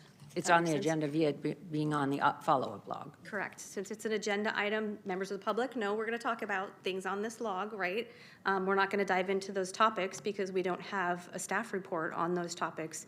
But for instance, if there's an item on the follow-up log that the rest of you don't agree, to say, I think that's a waste of time, that would be a conversation. Or if somebody had requested a presentation from the chief of police and on that log it said not applicable to this commission, you could bring that up and say, city attorney, I'd like a legal opinion on that because I think that is underneath the purview of this commission. Does that help? Kind of. It doesn't open us to have a discussion of who wants quarterly, who wants monthly, who wants weekly. And maybe that could be a topic when it's brought forward in February. And I think that's something you could, when it's brought forward, you could do that. Or it is, since it is on the agenda, you could talk about that. You could say, hey, who wants it quarterly, who wants it monthly? And staff can take that information into account when they bring it back. Since we're almost 20 minutes or so left, I'm not proposing we dive into the items other than to acknowledge that this is on here and it's on here for discussion in February. So it sort of appears that what we see on the log is what then feeds over to become, for example, the February agenda. So there could be an agenda item on euthanasia numbers. Entirely possible. It depends on how long the meeting is. I would bet your work plan is not going to happen this evening, and that's probably going to be on your next agenda. So those topics, you need to take into account the length of the meeting and what staff is preparing to come back. I know I support the Ethics Commission, and I typically in one column say, I'm trying to bring this back in March, or not likely in March, it's probably going to be October. So staff can help clarify that. And you can, ask staff, hey, I want more information on this log. If there's notes that they can provide. But it really is the discretion of the staff, what is on your next agenda. Okay, so 1, 2, 3, 4, 5, 6, 7 items on this agenda, on this follow-up log, which can become agenda items at the future. I would just ask a clarification question on the last item, which was Commissioner Bagley had asked about a presentation. Have we covered that, or is there more to be done on this, do you think? Do you think there's more to be done on this last item? I don't have that in front of me. What's the item presentation on? Commissioner Bagley Frenzia asked for the city clerk to give a presentation on items related to agenda setting, motions, voting procedures, and roles of the chair and vice chair. I would think we covered that this evening. We Feel like have we've covered that? this evening, yes. Okay, so then does that get noted as completed, or does it come off the log, or does it live on the log? Your staff can use it the way they want. I would typically have put completed on this date, and on your next follow-up log, it'll say completed. The next log, it will not be on there. So, but I think it's done, right? Okay. But typically, they don't disappear. So we've done it this week. It wasn't on agenda, so staff can take it off the log at this point. Okay. Any other, Commissioner Verga or Middleton? Okay, it was just a clarifying question. In relation, hypothetically, what you were just bringing up about should the euthanasia log, there's a discrepancy in opinion. It should be monthly, should it be quarterly? Is that something at this juncture, since it is a discussion item, that a vote could be taken on to decide if that goes forward? Or I just wondered how to handle that difference of opinion. Depends on the recommendation. So if the recommendation is to receive and file, then you can give feedback, but you can't vote on it. But you could give clarifying information on what that topic is, what that ask is. You could say, okay, everybody raise your hand who wants monthly, or who wants quarterly, and staff can take that into account and then bring back what they can bring back. So the receive and file that you just brought up, I'm not sure that I understand how that. Receive and file is like I give you a report. There's not really no discussion on that, but you can provide feedback to staff. So just to clarify, if you look on the agenda, if you look on item 3, it says pass a motion, see motion in bold. So there is a motion related to this log, but it doesn't seem like there's a motion related to individual items on the log. It's Correct. for the whole log as a whole. And so there is a motion to adopt the log. That's where I'm a little also like at the end of the meeting, if we say, can we add this to the log, but we've already adopted the log, we could still add to it later? Okay, so. Yeah, that would go on your next log for the next meeting. So, so we could add things to the log during the discussion item at the So end. kind of be a separate item then, it sounds like, potentially. And it's that item in particular is logged to be discussed in February, so. Oh, okay, okay. Thank you, thank you. That's the best I can recall. So, anybody else on the follow-up log as it stands with the eight or so items? Do I have a motion to approve the follow-up log? Commissioner Garcia moves it. Do I have a second to Commissioner Barragan seconds that? And all those in favor say aye. Aye. All those opposed say nay. The motion passes. Thank you. Now we're on to the item 4, selection of chair and vice chair for calendar year 2026. And Vice Chair, I will actually take it from here. Thank you. So good evening. My name is Cecilia Ventris with the City Clerk's Office. All the detailed information in your staff report, I'm sorry, let me start over. I'm moving a little too quick here. All the detailed information is in your staff report, but I have a few important reminders regarding the election of officers. We will hear nominations and vote for chair first, then followed by vice chair. The newly elected chair and vice chair will begin their terms at the next regular meeting, which in your case, it's February 11th. Commissioners may nominate another commissioner or themselves. And please remember that a commissioner may serve no more than 2 calendar years in each position. As such, Commissioner Morris is ineligible to serve as chair, as she has served the 2 full term. And all commissioners are eligible to serve as vice chair and chair as well. So we now may begin with nominations. If there's any questions, I'm here. If you would like to make a nomination, please put yourself in the queue.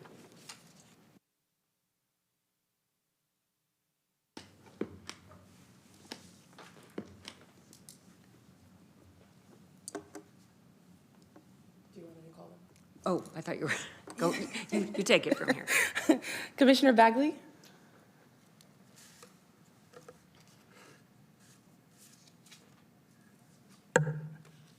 Hello? Yes. I'd like to nominate Jamie McDowell for chair.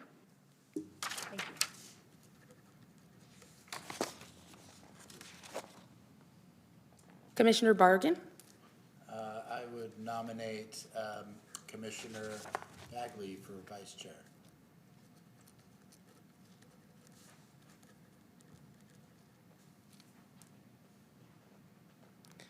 I'm sorry, I'm not sure the microphone heard that. So your nomination was to nominate, Commissioner Bagley for vice chair. My rationale is that she's an attorney and she's demonstrated that she can manage, you know, the discussion in a diligent manner. So I hope she would consider that. thank you. Are there any other commissioners who wish to nominate anyone or would like to second either motion on the table? Are we seconding? If you'd like, yes. I'd like to second the motion for McDowell to be the chair. And do we have any seconds potentially for nominating Commissioner Bagley as chair? That is a second by Commissioner Verga.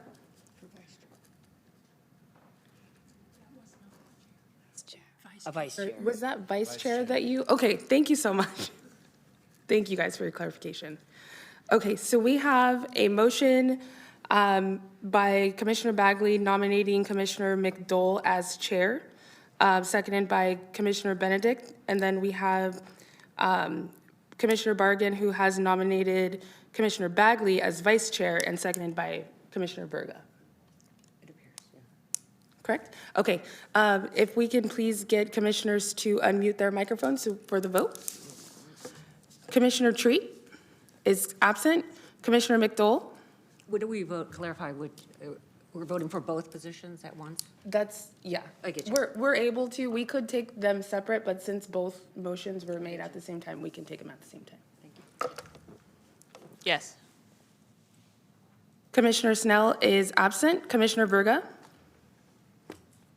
Just to clarify, I'd be voting yes for both the chair and the vice chair. Is that correct? Yes. Yes. Commissioner Middleton? I need more information, so no. Commissioner Hayes is absent. Commissioner Bergen? Yes. Commissioner Bell? Yes. Commissioner Benedict? Yes. Commissioner Bagley? Commissioner Christie? No. Commissioner Few? Yes. Commissioner Garcia? No. Vice Chair Morris? Abstain. The motion passes. Congratulations. So we have Chair McDowell and Vice Chair Bagley, and you guys will start at your next commission meeting in February. That concludes that section, right? Yes. Okay. So we are on to item 5, Animal Care Services Monthly Report.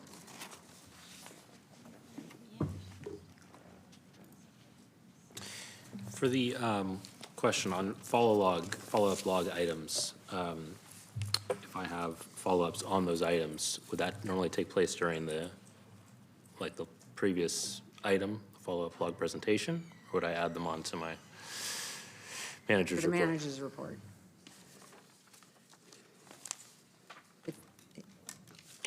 Could you repeat your question, please? Yeah, so I have some items to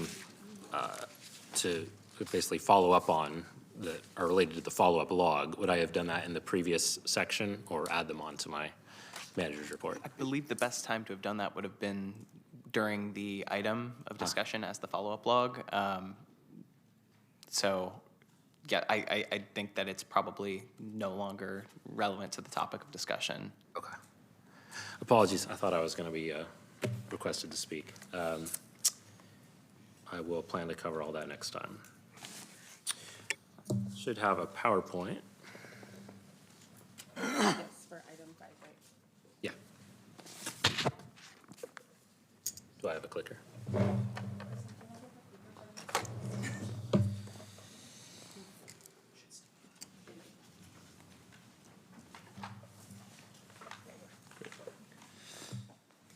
All right, well, thank you, everyone, for your patience as we all kind of figure out the formatting, and as I get to understand your priorities better. My goal is to be as helpful as possible to the commission and to the public. Apologies for missing my opportunity for the follow-up log. So for the report, our population statistics, the date on the bottom is incorrect. This was as of yesterday, January 20th. Animals in shelter, dogs 205, cats 31, and other animals 10, including a horse that came in yesterday, which was a first. Yeah. Animals in foster, 81 dogs and 48 cats. And then animals in foster to adopt, just 1 dog.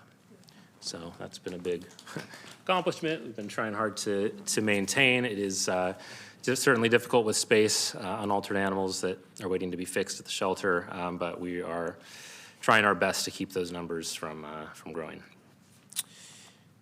Okay, and total animals in care, 375. The quarterly euthanasia statistics that have been requested. Hardly read this here. So in the past quarter, which would have been October, November, December, euthanasia for cats, 269, and euthanasia for dogs, 225. Live release rate for dogs, 89% in that time period, and cats, 65%, with an overall of 81%. I also thought I'd include the annual statistics since we are in a new year. So cats intake, 4,149 cats and 6,032 dogs. Notable increase in dogs from last year, about 500 additional dogs compared to the same time period. Positive is 800 additional adoptions of dogs in that same time period. Let's see. And as far as euthanasia statistics, looks like it isn't broken down here, but 1,822. And the breakdown of dogs and cats there, 86% live release rate for dogs, which represents a 2% increase over 2024, which, given the increased intake, I think is an accomplishment. Cats, live release rate 69% with an overall live release rate of 79%. General updates, staffing updates. We have 2 animal care officer candidates that are in the background investigation process, and interviews are scheduled for 2 other officer vacancies. We have 1 customer service representative vacancy. We have 4 animal care technicians starting at the beginning of February. We have 1 registered veterinary technician vacancy with interviews coming soon. And we've also started the recruitment process for the animal care services manager. Something I wanted to share that's coming down the line, something we've been working on for a while, is a mobile app for our Doggy Day Out program, which many of you are familiar with. We had a great news story from Fox about our Jog a Dog program, but A number of years ago, we won funding from the Petco Love nonprofit, along with other animal welfare nonprofits, to develop an app essentially to make it more efficient for shelters to offer these sorts of programs. We had a heck of a time finding a developer that could do it under the right cost threshold. We had one who was going to do it and ran into some issues and were not able to, and had really long delays. So we're excited. We found a vendor who can do it within our budget, and this is ideally something we'll create to not only make our own program more efficient, but also to be able to offer to other shelters for free so that they can streamline their ability to essentially get people signed up for the program, complete paperwork, upload photos, bios, and essentially reap the benefits of the program that we've seen.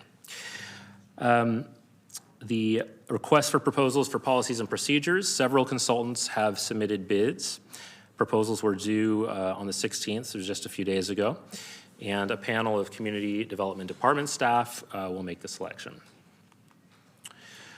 I wanted to bring to everyone's attention a new bill, AB 339, that will impact and create delays to our contracts. Essentially, without reading the whole paragraph there, feel free to look into it, but it requires us to give 45 days written notice to labor unions before issuing requests for proposals, quotes, renewing or extending existing contracts that are within the scope of work of city job classifications. So that 45-day period will create some delays in the process.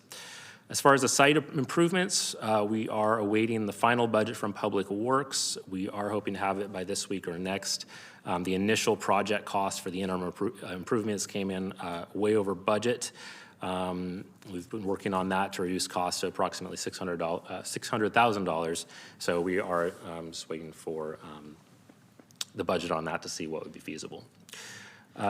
This weekend, we have another spay and neuter events with Animal Balance in Natomas. This will be a mix of shelter animals, clients of our Homeless Outreach and Assistance Program team, as well as community cats. It'll be a total of 200 animals, cost approximately $43,000. That's it. I had some other things to discuss, but I will save it as an agenda item for next time. Thank you. Before we go on to any public comment or commissioner comments on this, we are approaching the end of our meeting, and clerk's counsel is that we need to take a vote to extend the meeting. We have an option to extend for 30 minutes. We could extend for another hour. Looking at the agenda, I'm curious if anyone has any opinion on whether we extend for 30 minutes or an hour in terms of people's lives at home. Anybody have a thought one way or the other? Should we? Yeah, if you guys can request to speak. Okay. Commissioner Berrigan? I did have a couple comments I wanted to make, so 30 minutes would be plenty from my perspective. Thank you. Any other? I'm not seeing my, let me get back to my screen. Commissioner Verga or Middleton? I say go for an hour and let's try to make it 30. Thank you. Commissioners have a. I agree. I was up, you took Commissioner Verga, but yes, I agree. We should continue for at least 30 minutes, hopefully. If we need an hour, I'm good with that. We can vote on it. So I guess we'll just take a motion to extend the meeting and not specify for how long. I'm allowed to make that motion to extend the meeting. Do I need a second? Yes. I need a second on that. I'll second. All those in favor, aye? Aye. All those opposed? Sorry, that's a second from Commissioner Berrigan. Yes. Okay, thank you. The meeting is extended to complete the business of the Yes. commission. And now we can proceed back to. Back to you. So if you guys have questions or comments for Ryan. Is there public comment on this item? No public comment for this item. Thank you. Commissioner comments on this item. I have a list, but I'm not sure if it's from previous, so I'll just start at the top. Commissioner McDowell. Just one for point of order, if we could get this monthly report in advance on the agenda so we can actually review it before, that would be great. because it's not accessible to us, so we don't have a copy of this other than what we get to see on the screen. And then the one question I had was the animal care service manager. Who was that position previously held by? Or is that a new position? The current animal care services manager is Philip Zimmerman. Thank you. Commissioner Berrigan? I had one comment. I apologize for being late today, and the news was I was checking out. We added a second dog to our home, so I was at the shelter, and that's what held me up. So kind of ironic, but was not planned that way. I was just wondering, given I want to thank Zimmerman and Kathy Garcia, who coordinated a tour for me of Front Street before the holidays, and everybody was really kind, and it was really nice to see all the volunteers and all the stuff that's been donated. Zimmerman was able to show some of the areas that need some improvement. Some of them, became really evident to me after going to Bradshaw and Elk Grove and other shelters as I was looking for my own pet. There was a stark juxtaposition, and clearly there is a lot of room for improvement on an infrastructure level. That's to say, though, hearing from the report that the bids are coming in at $600,000, it's really nothing. It's money that's going to get eaten up incredibly fast, and because there's conversations or about possibly having a new location for a pet shelter, I guess one of the things that I'm thinking is, does it make sense to revisit how the interim site improvement plan is spending the money so that we're having the highest impact for the most lives for these animals, and not investing in a location that's going to be sold, or if it is going to be sold, that's going to have improvements that have a dual purpose. They benefit the animals, but they also increase the value of the space should the city choose to sell it or to use it for something else, so that we're not being wasteful. So the city's financial situation is in a place where we're already backwards, and I don't want us to dig into a bigger hole to make a Band-Aid improvement that's going to be obsolete. So that's my rationale. So I guess if anything, I would say I would ask city staff to consider bringing that as discussion or as an agenda item that they think would be appropriate, if it's not unduly burdensome, because I understand several commissioners, it did a lot of research around the interim plan, and I want to be deferential to that. I just think there's new information now, and we should maybe think about that. So thank you for allowing me to speak. Thank you. I will have a few comments to share, but first we have either Commissioner Verga or Middleton. I was just wondering about the SOPS request for proposal and the bids that are coming in, and that I understand there's going to be a presentation maybe with community development. I'm just wondering the timeline on that, because SOPs are so important. They make a huge difference every day in the lives of the animals, that we have standard operating procedures. For instance, I'll just give you one example. If you know, for instance, regarding kennel capacity, when you get to 150 dogs or whatever number you get to, and euthanasia becomes a real threat for those animals, as more are coming in on a daily basis, to have policies and procedures and solutions and things that come into play so that, you're hitting the alarm button. Hey, when we get to this number, we just saw this happen, just recently, that policies and procedures come into play. And I could give you a million examples of why it's so important. SOPs are really important, and I know my understanding is that the commission had started work on SOPs, that Doug Snell and Hillary Bagley had been working together to work on SOPs. And when I became a commissioner, they forwarded them to me. So My thought may be, is it too late to consider having the Animal Wellbeing Commission do those stops so they can be done more quickly, since we're here in town? You know, we know what's going on, this is our shelter, so that we can speed up the process, because it really is vital that it happens as soon as possible. That's my thought. From my understanding, the second, February 2nd is the soonest that we can take further action due to the assembly bill that I mentioned regarding the 45 days as far as starting the selection process for the bids. Okay, thank you. And then the selection process for bids takes how long generally, would you say? Any idea? I don't know, but I'll be sure to bring that up next meeting to see what I can find out. Thank you. Yep. Anyone else have any questions or comments? Commissioner Bagley? I just had a quick question for Mr. Hinderman. Is there a point person who does all the scheduling for animal balance? Or is it a group of folks or one person? How do you, who schedules?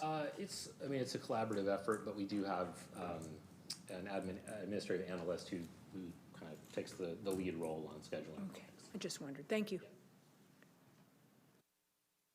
Just on the interim improvement discussion, just giving information. In 2023 and into 2024, this commission worked with an architect firm to do sort of exactly what you're describing. Should we rebuild or relocate? In that analysis, I would highly recommend every commissioner to read that analysis and be aware of the reporting in that analysis. And I would ask staff, whomever is appropriate, to please share that report specifically to the commissioners, if we could, Karsten or Ryan, so that they have a copy of it in their inbox and don't have to go hunt for it. The final analysis from that architect firm and input on capacity and age of the facility and size, we sit on 1.7 acres. The ultimate size that we need is approximately 8 acres. And so putting lipstick on this facility is not. However, in the reality of what it would cost to build a new shelter and the timeline to build a new shelter, we did a process with the staff to go through improvements that they would like to see to make the shelter safer, cleaner, more appealing to the public to come in. And some of that is, for example, the wayfinding signage that was implemented this last year that helps people understand where adoptable animals are located in the shelter, et cetera. Ultimately, the list of items that were prioritized by the staff who work there every day came down to the things that maybe Mr. Zimmerman showed you: the guillotine doors, the latching and poor latching structure for the kennel enclosure cages, the curb that one trips over and is blocked to get in and out of the. So ultimately, the appeal was to the city council on budget was to repair or renovate those. So not repair, because at least from my perspective on it, it's not a matter of just change out the latch and you're done. You need to get rid of that curb, which requires jackhammers or whatever to get rid of that curb. You need to change the way the door swings or make it slide. So anyway, those were ultimately rolled up into a price. At that point, it was $400,000. That was taken to city council last year and it was approved. Now it seems to have gone higher, lower. And there are many, many people who probably could do this work for less. The city Public Works Department is kind of who's been involved. So I hear, putting lipstick on a facility that's ugly, that not just ugly, but not appealing, not functional, not easy to keep clean, multiple things, is like, should we renovate or relocate? We should relocate. But right now, we don't have the funds to do that. We don't have a space to do that. We don't have the public support to do that. So I hope that this commission doesn't somehow slow down by saying, let's rethink all that, because we spent 2 years. But, you know, the commission will do what it wishes. Yeah, so that was, I mean, I have the list literally right here that we presented to the city council, to the PNPE committee, again, created through a process with the staff who work there and what they saw as issues that possibly could be addressed. And that list was also generated out of the process of putting the needs assessment together, led by the architect firm. So, you know, whatever the work of 2026 may be with this commission, I personally hope that we don't interfere with the interim improvement process. Yes, it's grown to 600,000. Yes, the city budget's in terrible shape. Yes, we all want the animals to be safer. We want more people to adopt, so we want the facility to look nicer. We want them to be able to find their way around the facility. We want the staff to not get caught in cages with a dog that may be upset and the door won't open, all of that stuff. So that's just to say, I would feel very sad if we somehow interrupt the flow for this now approved interim improvements that the staff, you know, ultimately decided that these were the high priority ones. Can I say, I appreciate that, having the other historical. Do you think that in light of like the real possibility of there being like a new space though, that do you feel as though what was voted on 2 years ago still makes the most sense today? Like, do you think that's still the best way to spend that money? Me personally, I do, given that we're not finding any space. We haven't found a benefactor to give us $50 million. We don't know what the public community is, has an attitude or an aptitude for fundraising around a new shelter. So, you know, I don't like the idea of, so to speak, throwing good money after bad, but as you've seen, walking through that shelter, it is not as beautiful as what you see at Bradshaw or what we've seen down in Stanislaus. Some of us have been touring shelters, and we're about to go up to Yolo County. And yes, this shelter, built in 1910, not the buildings that are there now, but the site was identified in 1910. So, you know, it's been 100 years. I think we're ready for something different. That's what I have on Animal Care Services Monthly Report. Okay. I think we have a couple more. Thank you for always pointing that out. Commissioner Bagley? No. No, okay. Commissioner McDowell? I just wanted to thank you for this report and all the good information. I just wanted to highlight that the community balance is exciting, and with 200 animals projected to be sterilized, and hopefully we are doing that on a regular basis.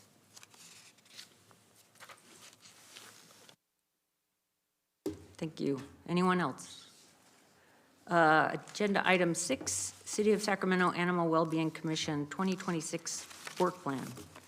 So you may have noticed in the packet some back and forth about our 2025 annual report and our 2026 work plan. The work plan last year was a challenge to understand, in my opinion, a challenge in terms of filling it in and making it live. And as you may all recall, and I went back and looked, there was a work plan, kind of a draft, that we kind of went over, well, we didn't go over, and it was in October of 2025. And I will point out, because I went back and read it before now, some folks were quite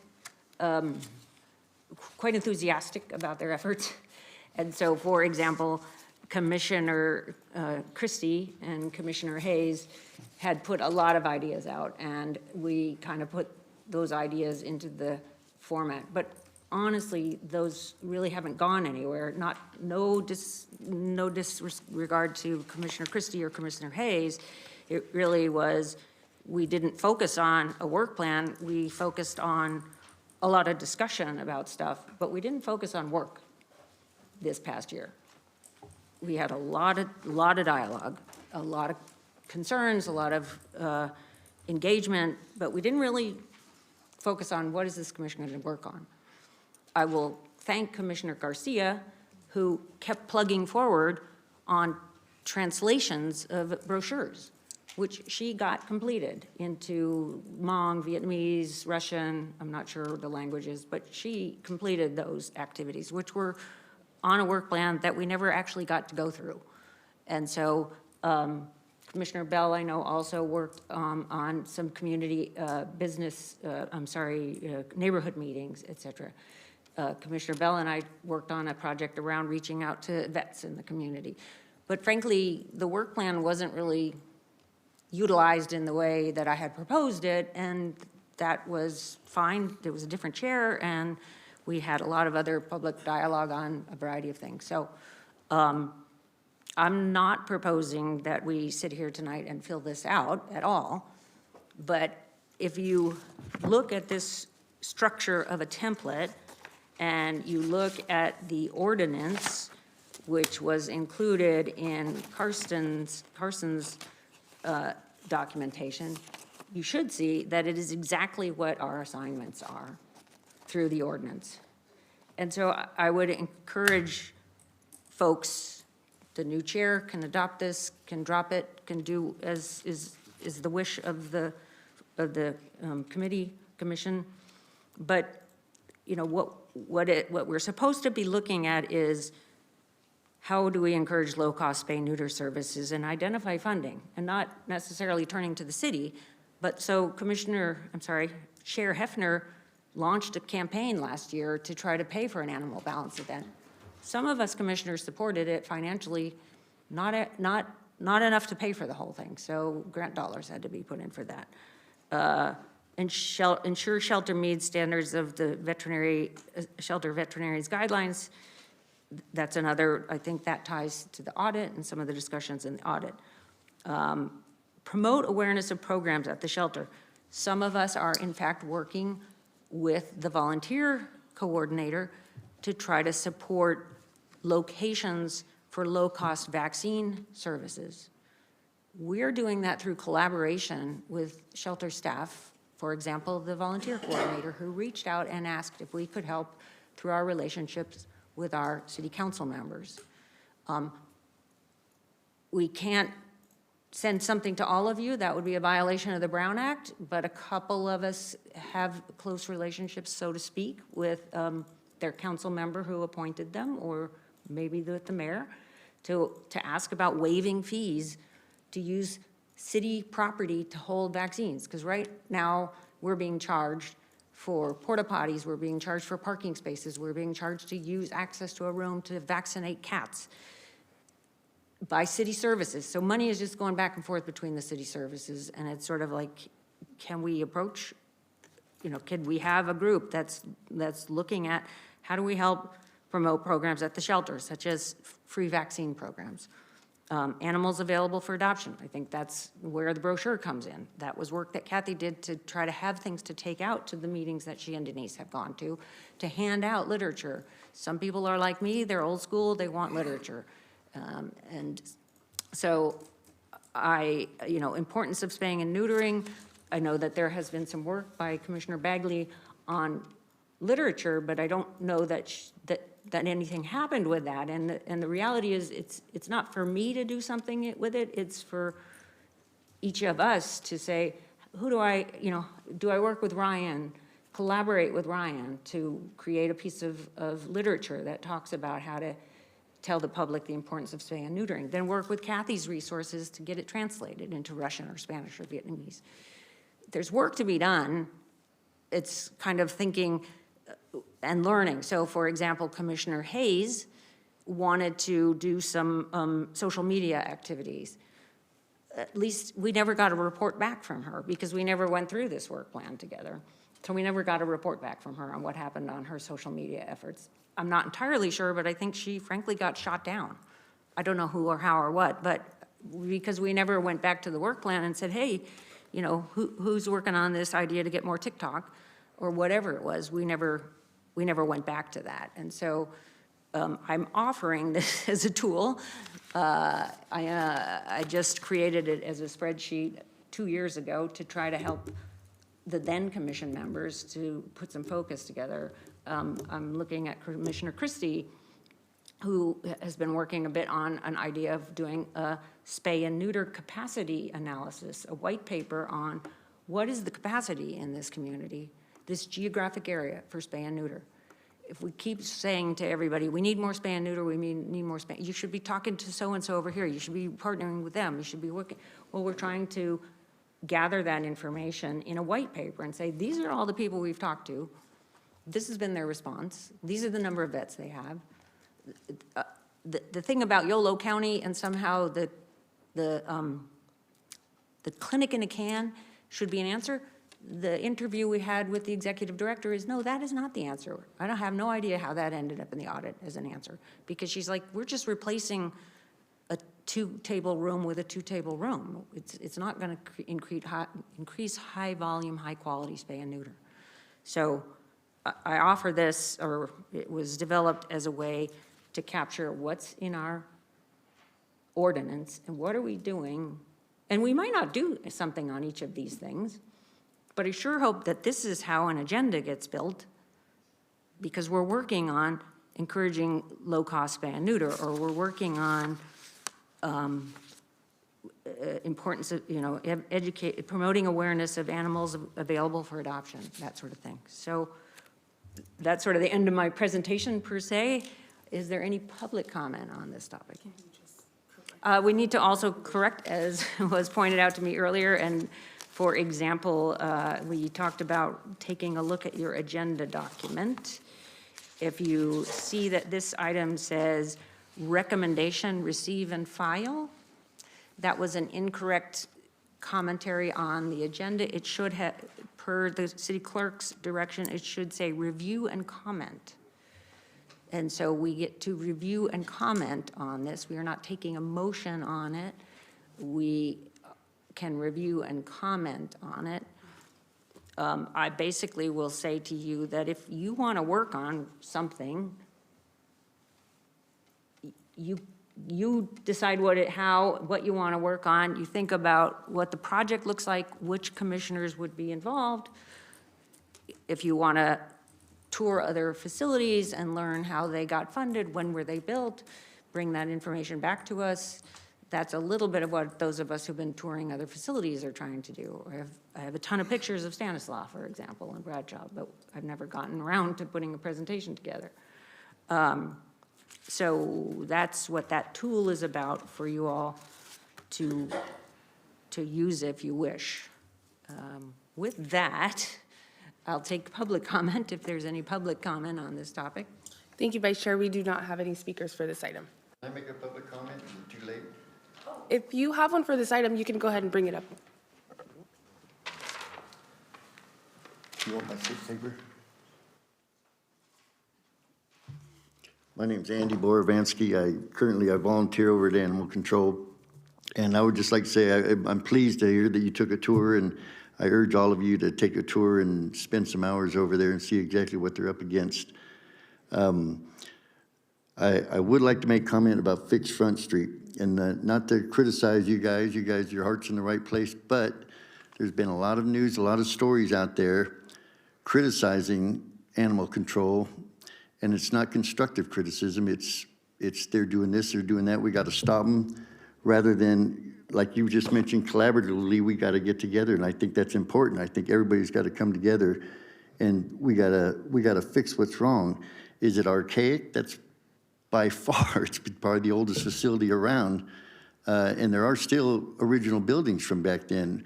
I do plumbing myself, and the plumbing fixtures that they put the hoses on are 70 years old. You can't even get parts for them anymore.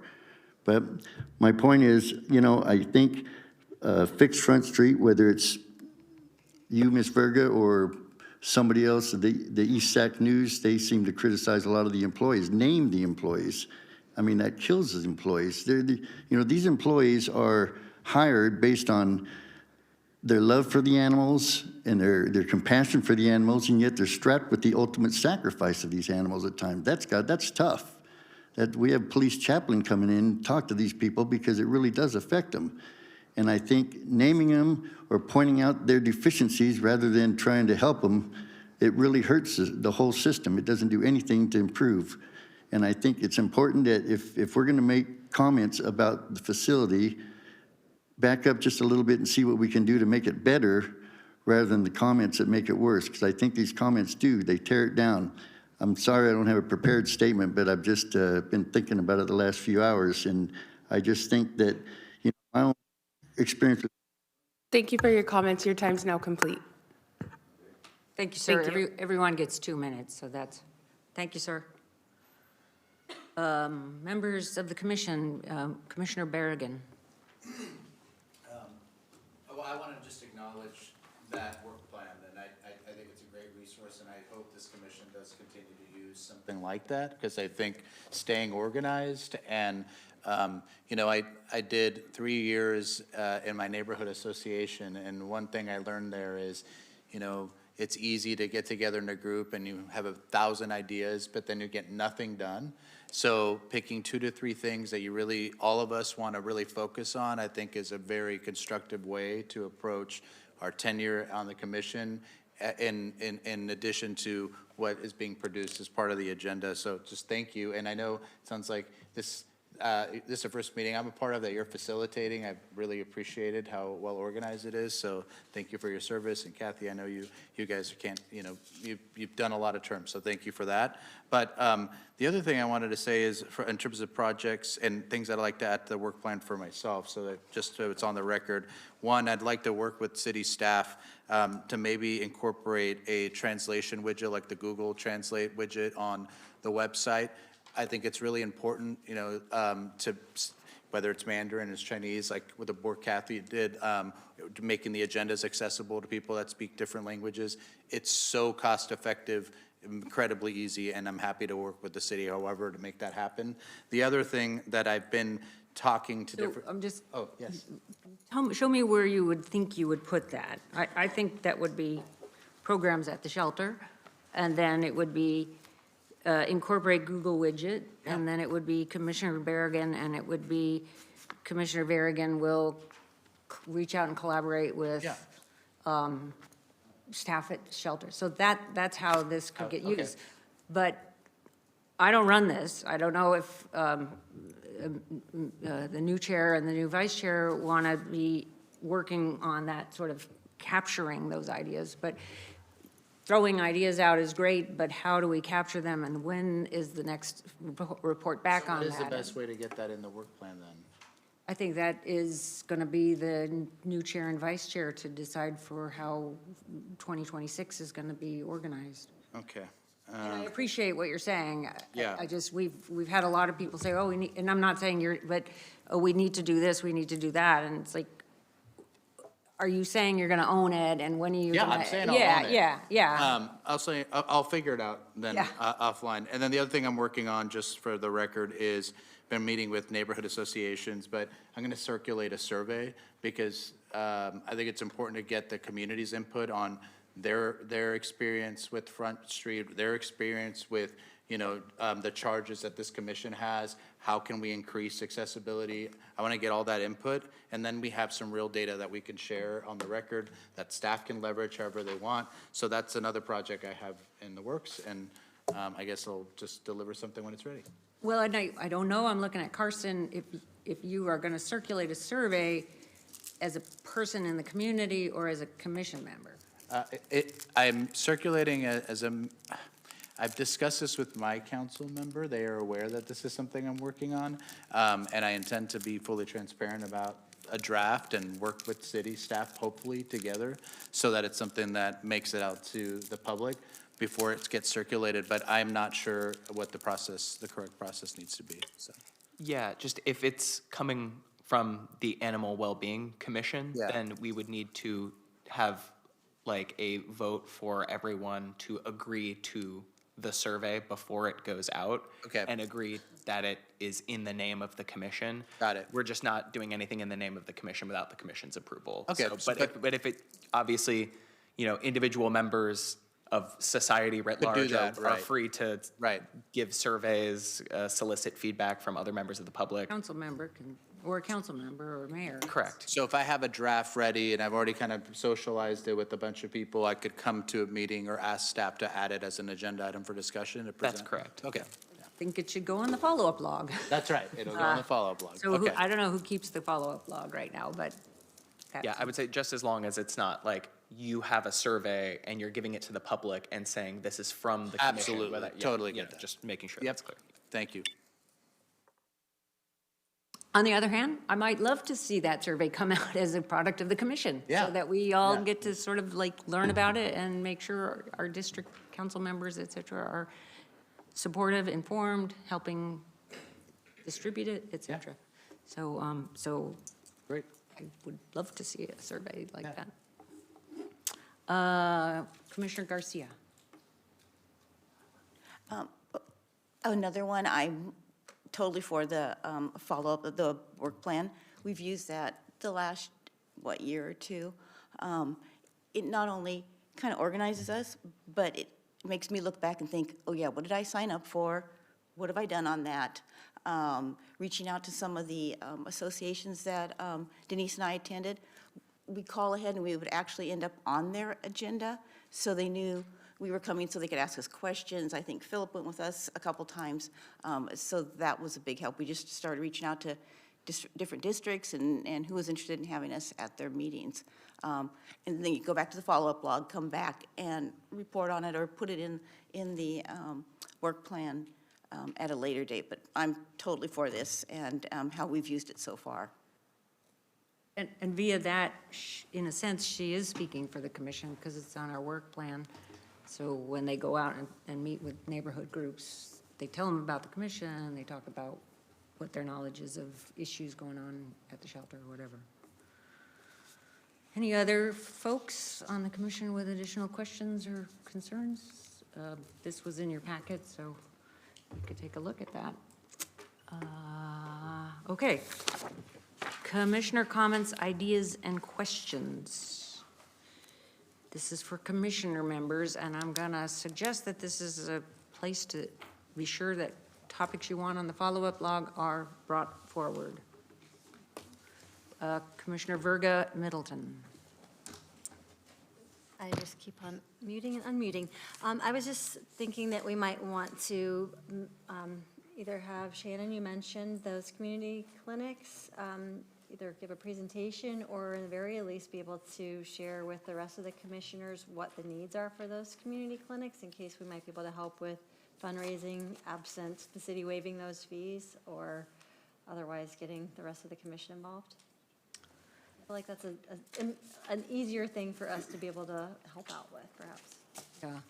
So I think what The you're, request would be add to the follow-up log that the shelter provide us a report on what they need, or at least like a bullets of what we could do to be helpful to make those a success.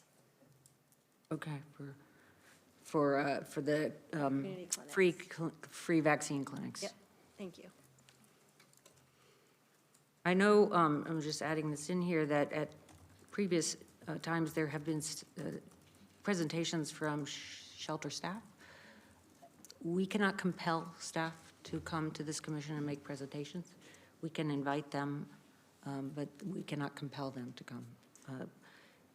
I think a report is helpful that could outline what they need and in terms of space and parking and porta potties, et cetera. Commissioner McDowell. I would request that this commission get a analysis of kennel capacity, including like an evaluation of capacity and comparing it both pre-COVID and current numbers, because it seems that prior to COVID, the capacity or what was allowed was higher numbers than the current practice.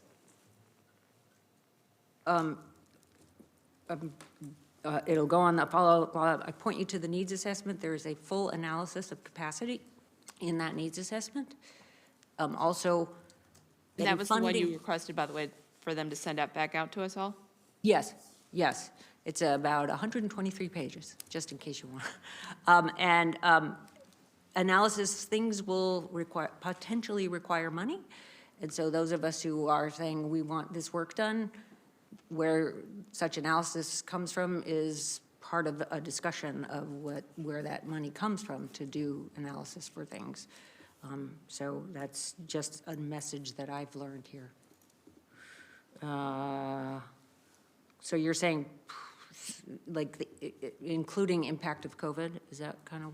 Well, it seemed like pre-COVID that kennels were allowed, or kennel capacity was higher, or the numbers that were allowed to be at the facility were higher than current. So I guess it would be more of the trends. Yeah. Definitely would review that part, which was a full analysis of how many kennels and how many animals and what is the turnover and what's the length of stay and a whole host of things. I look forward to seeing it. Commissioner Bagley.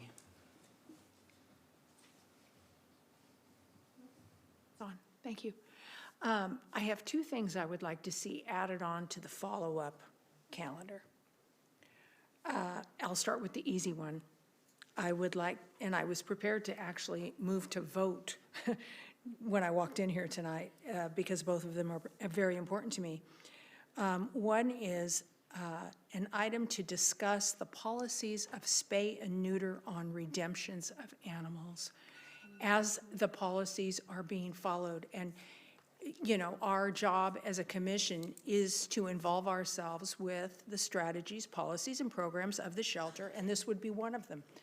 And I just want to add that the city code as well as the county code requires spay and neuter upon the return the second time an animal's picked up or found or brought in. And I think that we could all discuss incentivizing spay and neuter even for the first time the animal is returned. I think we can brainstorm that, but I would also like to know the numbers of whether we are following the city code in spaying and neutering on that second redemption, because that is a mandate. The second thing I would like to see on the follow-up log, which has at least a bit more urgency attached to it, is I would like to see a discussion of, and Ms. Verga touched on it, and it's been discussed. Mr. Hinderman, you had it on your list. The request for proposals for the standard operating procedures. And I'm sure, Mr. Hinderman, you know that those were due or promised back in July, and we were under the impression and were told that the shelter itself and shelter staff and various employees were going to come together and develop those policies and publish those policies, create them.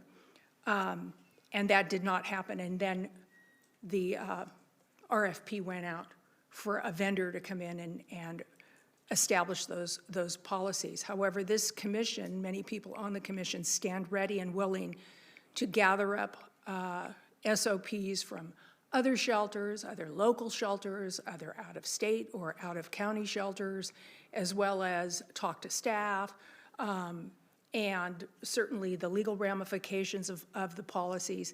And I would like a discussion of whether it is wise to be spending that money on a vendor when I believe we're all capable of coming together and establishing appropriate SOPs for Front Street.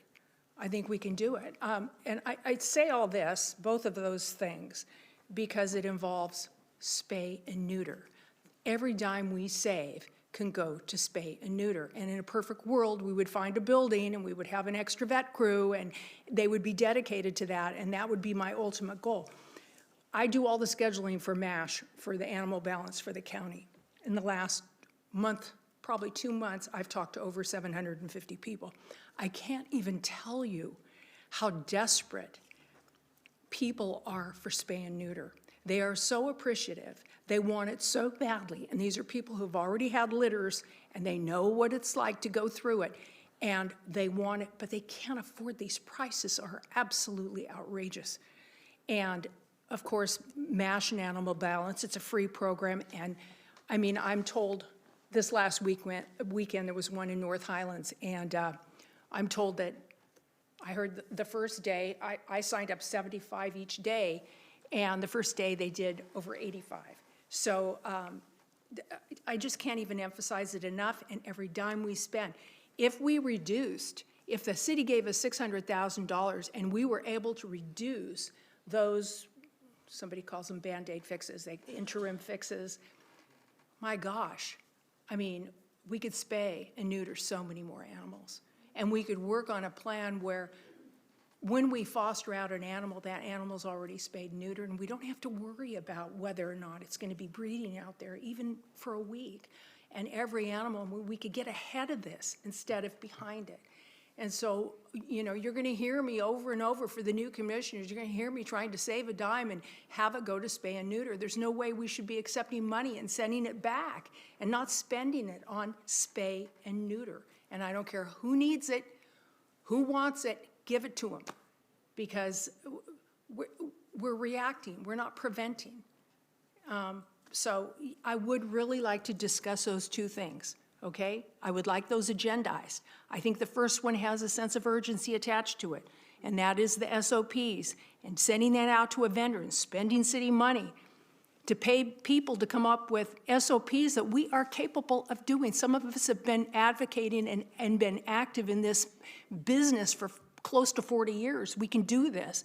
And then the other one, of course, is the spay and neuter on the redemption of animals. We can incentivize that. There's just no reason not to.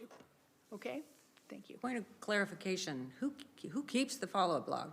I mean, I'm making notes, but I'm not in charge of it. So who keeps the follow-up log?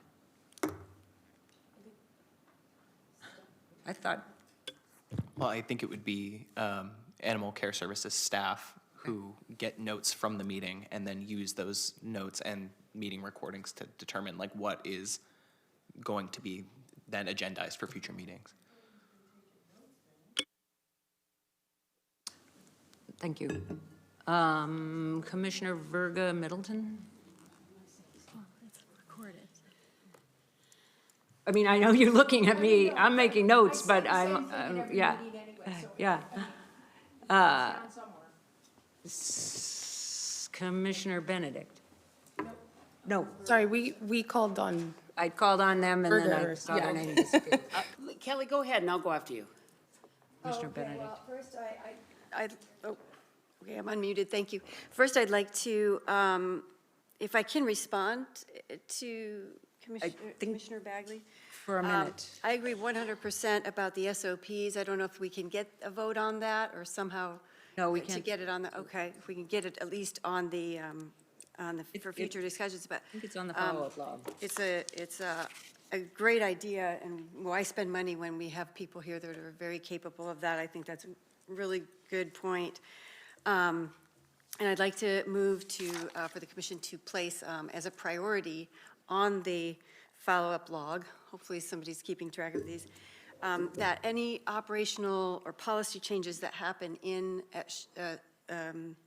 at Front Street Animal Shelter should be reviewed by the Animal Wellbeing Commission and should be open for public discussion for input prior to the implementation of that. For example, and I did a little bit of my own, just, you know, me asking people what their concerns are regarding Front Street and their experience with Front Street. And one of my outreach results was there's substantial and consistent concerns about that Front Street may be negatively impacting animals by one of its, by its foster program that prohibits healthy and adoptable animals being put into fosters. And I know, you know, I'm a frequent foster, and so I know how important fostering is, and it saves lives. And so I know that a lot of the animals that are that are able to be adopted, very adoptable, such as the seniors, which I have I'm a sucker for the seniors. They're the ones that are at risk of euthanasia and other vulnerable animals without any, you know, public notice. So, you know, there should be a public euthanasia notice and, something put on the door, the cage of the animal, that this animal is at risk of euthanasia. Because if nobody knows that, that animal doesn't have the opportunity to live. So, how do we know if we're not informed? So I would like that to be a priority item on the follow-up log as one. I mentioned I'll the point out SOPs. it is on the follow-up log. And this is the- where reading the log and verbiage in the log may be a challenge. It says Yes, at-risk well- dogs. Commissioner Garcia requested a discussion item to discuss at-risk and senior dogs at the shelter. So that, I think, is pretty much. Yes, but this is a recent change in the foster. I'm talking about the fostering. They should be able to be placed in foster. And, and there should be no reason why a foster can't take a senior or elderly, dog or other type of dog that's at risk, So I don't know how that happened, but I just think that if there's any policy changes, my main point here, that was just an example. My main point is that any sort of policy change should be brought by the commission, and we should be able to discuss it, and then also the public should be able to give us their input before any policy changes are enacted. Thank you. Ryan, did you have a response to what she? Yeah, I just wanted to follow up. Can you clarify your understanding or your impression of senior animals not being able to go to foster care? There was what I heard was that there's a new law that animals without the permission of staff, certain staff members, they are not allowed to go to foster. They have to remain there. And if that person is not at the shelter, then the animal is at risk of being euthanized that day. So that's my understanding of the issues that particular issue. So, but my main point is that, there should be, before policies or whatever procedures are being implemented, they should run it by the commission, and so we can open it up to the public. Because there aren't any really standard operating procedures that I know of, like there isn't a list, correct? And correct me if I'm wrong, I'm new. As far as, there's different ways to think about standard operating procedures. The kind that we have internal procedures, but we're talking about policies that are official city policies that could hold employees accountable for discipline and things like that. There's a whole different process behind like a formal city policy. So that's what we're talking about drafting here. But certainly there's written documents and guidelines for a lot of different things internally. As far as what you're mentioning with senior dogs not going to foster, I'll kind of do some digging on my end to figure out maybe where that idea might be coming from. And I'll try to include that in next month's follow-up. Thank you. Yeah. Thank you so much. So it's not your impression that senior dogs are disallowed to be fostered? No, I think there's a missing piece here, so I'm just gonna try to figure out what the origin of that is. Commissioner Virgo or Middleton? Okay. Ryan, I've also heard through many sources that, and there's actually a text that came out from volunteers that's being shared, just FYI, that the operations manager has changed the foster policy and has made clear that animals that are adoptable and healthy should not be going to foster. I've also heard that, and evidently Kelly heard that from some people in her community as well. And the real fundamental concern with that, there's so many fundamental concerns with that, but any shelter, any kennel space is very valuable real estate in a shelter. And there's always more animals coming in, and the more animals that go out, especially to responsible caring homes, the better, that they have a better opportunity to be saved. But the other thing that I think is really important that everybody understand is that euthanasia list that goes out, or subject to euthanasia, red list, rescue list, transfer partners, whatever you want to call it, that does not include every animal that is ultimately euthanized. And so, for instance, if an animal can't go to foster, even if it's not on that euthanasia list or that red list, that doesn't mean its life isn't at risk and that it could not be euthanized tomorrow. And so restricting fostering is a problem, and so I think that's what Kelly was referencing, and I would agree.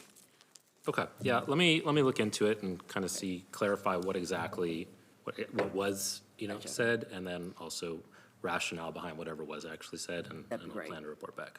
That'd be great, thank you. Other comments or questions from commissioners? I was responding to Ron, that, but I did have another. Sure, go Okay. ahead, Commissioner. Okay. So I know that you had mentioned about the at-risk dogs is on the follow-up log. And I just remember Julia, when she was here at a commission meeting, had talked about what Bradshaw does, which is called a final plea. So I just would like to add to that for the follow-up log. I see it at Bradshaw all the time that it saves lives. I just recently was contacted by somebody who went to Bradshaw to get one dog, saw the final plea notification for a Malinois that had some behavior issues, and this person they got the Malinois, they saved the Malinois. They're not going to keep the Malinois. They just want to get behavior training and help this dog to save its life. And that just makes perfect sense that we are transparent about what's going on at the shelter, and that a notification of that an animal is subject to euthanasia saves lives. And again, tying back into what I was saying before, if they're not on that rescue list, how is somebody going to know that their life's at risk, unless it's there? And it really does work to save lives, and I think so a notification, a final plea is a great idea, Kathy, and I'd love to see that not only on a kennel door, but online too, because you'll get more animals out the door alive. And one more thing, so final plea, one more thing that I think is really important, and it's definitely within the scope of the committee, is I would like to request our attorney, Hillary Bagley-Franzoya, who was a prosecutor in the district attorney's office of animal abusers and is well-versed in animal welfare laws, both statewide and our city ordinances. I would love to have her come in and do a presentation on laws pertaining to state and local laws. And I believe that's already on the follow-up log, but I'm just going to reiterate that I would love to see that happen sooner than later. And that's it. Thank you. I support that since I actually put it on the log a year ago or whenever. So I support that personally. Any other commissioners? Commissioner Bagley. I think originally, the first time I came to a meeting, I mentioned that I teach cruelty, and I ended up on the log, not asking to be on the log, regarding cruelty training, which is very graphic and very dark, and it really would not be appropriate in this forum. Now, does that mean I don't teach anymore? You know that I do. I teach officers, I teach kennel employees, inside staff, everything. There has been an overture that I go to city from a city staff member, and I intend to do that. I've already taught at county many times. But I think, Ms. Verga, you're talking about what was brought up at our last meeting in November, which is a clarification of the obligations of municipal shelters as they pertain to accepting animals. Correct me if I'm wrong. That's what you would like me to focus on. Yes. If I make a presentation in front of the public, in front of the commission, correct? Correct. Okay. In that vein, I have 15 copies, hard copies of the city code for commissioners. So you ladies and gentlemen, if you are interested in a hard copy, so you don't have to constantly be looking up the chapter on animals, I have 15 copies here, and I'm willing to give you all a copy, because when and if I eventually get off the follow-up log and present some law to you regarding shelter obligations, I'm going to start with the city code and then segue in to state law. So if you would like to get ahead of things, I'd be more than happy to share this with you. Okay? That'd be great. Thank you. Looking to the clerk for any guidance. Can she pass materials around, or? I do believe so, but I would keep in mind that anything that's passed out at the dais will have to be uploaded for public record. But she also did say if you would like. So she didn't say she would actually pass it out. It's if you guys would like to go to her for the report that she's handing out, then you're more than welcome to. Looking back and forth between you and Carson, so it's okay for us to receive that from her after the meeting if we would like? I think public record would be great. I mean, I don't have a problem, I don't see a problem putting it in the public record, but it is public, it's legal documents, but. I'm sorry, can we, She pass out her document that cites all the legal implications for shelter care. you're saying at a future meeting? Oh, right now. with- She said she has 15 It's just a copies. hard copy of the chapter on animals from the city code. It's nothing I've, If it's a matter of public record and it's, part of the city code, then I don't see a reason why not. Yeah, So she can pass it out today and make sure you guys get a copy. Yes. right. And just to, clarify, this is all a matter of public record. It's all available on American Legal Publishing on the website as well, yeah. Okay. So that, and I, just to tag on a bit, if there is a presentation that would be appropriate, Commissioner Bagley, not necessarily what I did see you share at Bradshaw, a few Yes. of us, but something supportive of the knowledge base here, that could be valuable. Commissioner Benedict. Yes.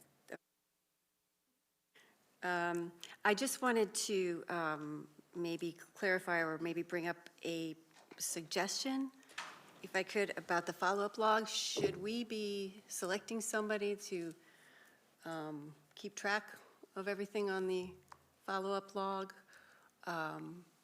Since we're not sure how that works, how things get on there and stay on there. I'm not sure how that's worked in the past. So I think City Attorney Carson kind of clarified that earlier, that we take notes here at the meeting and then it gets passed on to the staff. But who takes notes is what, I guess what I'm asking. Well, it would be Animal Care Services staff, but additionally, anyone is free to take notes on anything that happens in the meeting. So I don't think you need to specifically elect a commission member to take note. If you want to take notes on the follow-up log, that's 100% acceptable. But I'm just wondering, I'm just wondering, how does it, like somebody brought up, well, nobody's taking notes, so how do we make sure that everything we're talking about gets on the follow-up log? Because there's no city staff or shelter Chris, staff. Mr. Hindeman is. Are you? One thing you learn about me is I'm a copious note taker. So Okay. my furious clicking is every point that I hear made. Hopefully I haven't Okay. missed any. So you're the, okay, all right. As, Good to know, thank you. and as chair or vice chair in the past, I have tried to track and provide some feedback if I had the opportunity to. Great, thank you. Just as part of the role, I thought. Commissioner Verga and Middleton. So just a really good point that Kelly brought up, because I found it interesting that Leah, and you've been the chair, for a long time, or vice chair, that you didn't know where the follow-up log is kept and who's keeping track of it. So I think, and so I guess I'm just trying to, I don't know that I still really understand that. Is that Ryan, is that Front Street that keeps track of that? Because I think there's some things on there that maybe have been taken care of or addressed, is that what you were saying, that are still on the follow-up log? And then just to keep track, I think as a commission, as we go forward, well, what got on it, what's a priority, all those things would be a good idea. Maybe new chair. Yeah, I think in the tenure that I've been here, the log was sort of not the guiding tool. The work plan was the guiding tool. So the log was a few things that we were like, oh, we need to ask about X. Does the city community development department have a template for a RFP to get an architect to come? So the log was sort of like just nitpicky, like little details. Who do we talk to? It's community development. It was not our agenda development. The work plan was sort of our agenda development. And so Kathy and Denise talking about, we would go through the work plan. And that was sort of how the agenda got created, was the items on the work plan. Report back to us on what you're doing on translation. Tell us what's happening with the needs assessment. What's the architect's next step? So we worked on our work, and the log was used differently, and maybe it's through lack of understanding how the log was supposed to drive things, but it was really sort of a placeholder catch-all for a few things here and there. It didn't drive the business per se. The work plan sort of drove the business. But Well, so I just sitting here trying to do the best I can to help animals, I guess my question is, what is driving the agenda? And does city staff look at the work plan? Do you look at the log? What would be the best way for us to communicate as a commission to Front Street what's most important, I guess, right? That's what we're looking at here. I would offer that Commissioner Berrigan suggested picking a few priorities through our ordinance and focusing and just identifying a project and working on that project to the completion of it. So a survey of community members, if we think that's a priority, if we think understanding what the foster policy is, follow up on that. There's only so much folks have time to do. Right. And so, again, I always want to go back to the ordinance and what is it that we're doing that is related to what we're charged to do, and how can we hone in on specific things that then we could support. So that's the best I can think to say at the moment, is the work plan and or the ordinance is kind of the driving force. Brian, any thoughts? So, may I speak? Let's let Ryan respond to. Okay. So can you just re-clarify your question, Commissioner Berger? I guess I just want us to be thinking about as we go forward, because as I know it's a long night. Maybe we just think about this so we could approach it next time, and then I'll let Kelly go in. But I'm just kind of confused as a commissioner as to what's the best way to put forward, what our concerns are, what we hear from the community, so that we can help animals as much as possible within the context and scope of the ordinance. So I think that's the bigger question. And one of the things that came up is the follow-up log versus like the work plan, maybe is what's leading the charge for you. I mean, I'm still, learning about, our director's priorities as far as what goes on to, I know we've talked about the follow-up log, we've talked about the agenda. I think in my experience, it's a combination of what is the most relevant or timely, what is, the most important, as conveyed by the commission or the public. And then like to Leah's point, like what also is the most helpful, like what is, if there's items that you guys are working on. So for example, like the great work you guys did with the study of where adoptable, where adoptions are coming from. If there's an item like that needs a response to move forward, then that's probably going to bump it up in priority. So I think there's multiple factors to it. I don't have like a formula at this time, but I'll be able to get more refined with my answer on that as time goes on. Gotcha. Yeah. Thank you. I'm going to step in here, a little bit of prerogative of the chair.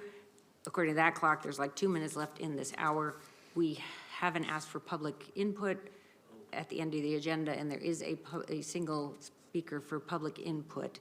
I'm not sure if we extended the meeting for an hour or until, I'm not sure what the city rules are, but, Yes, we extended the meeting to go to the third hour. oh, so we're almost at the end of that third hour. So can we take public input now? And I apologize but we're run out of time and we have one public comment. Yes, so moving on to public comment matters not on the agenda. We have Lynn.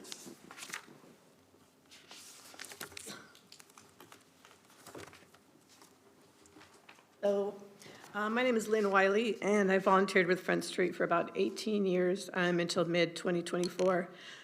For most of those years, I was really involved with the administration of what we call the Community Spay-Neuter Program, myself and about 7 or 8 volunteers.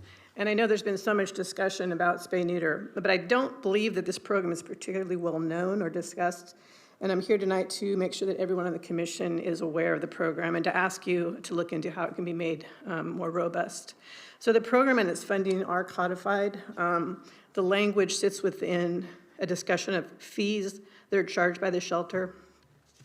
And the language specifically says that a minimum of 50% of all penalty fees collected pursuant to this section and 50% of all unaltered license fees collected by animal care shall be placed in a sterilization fund and used to finance public or private programs that provide sterilization programs to low-income individuals or families in the city. I think it's particularly important that the language focuses on low-income families. So my questions really are, has Front Street ever been audited to confirm that they are allocating a minimum of 50% of those fees as required by code? I have no reason to believe that they're not, but I don't know who's tracking that. And if they are only allocating 50% of those fees, please keep in mind that the language says that a minimum of 50% of those fees should be allocated. So there is perhaps room to grow the program. And I would add also, after attending tonight's meeting, that perhaps this item, that is how many spay neuters have been done under this shelter program, can be added to the ACS monthly report so that you guys are aware of what's happening. Between 2008 and 2024, 24,600 animals were fixed under the program for low-income families. Unfortunately, the peak was 2013 when 2,700 animals were fixed. In 2024, there were 816 fixed. So the numbers are going down. Thank you for your comments. Your time is now complete. Thank you. Chair, we have no more speakers. Then I think I can use the gavel one last time and say we're adjourned.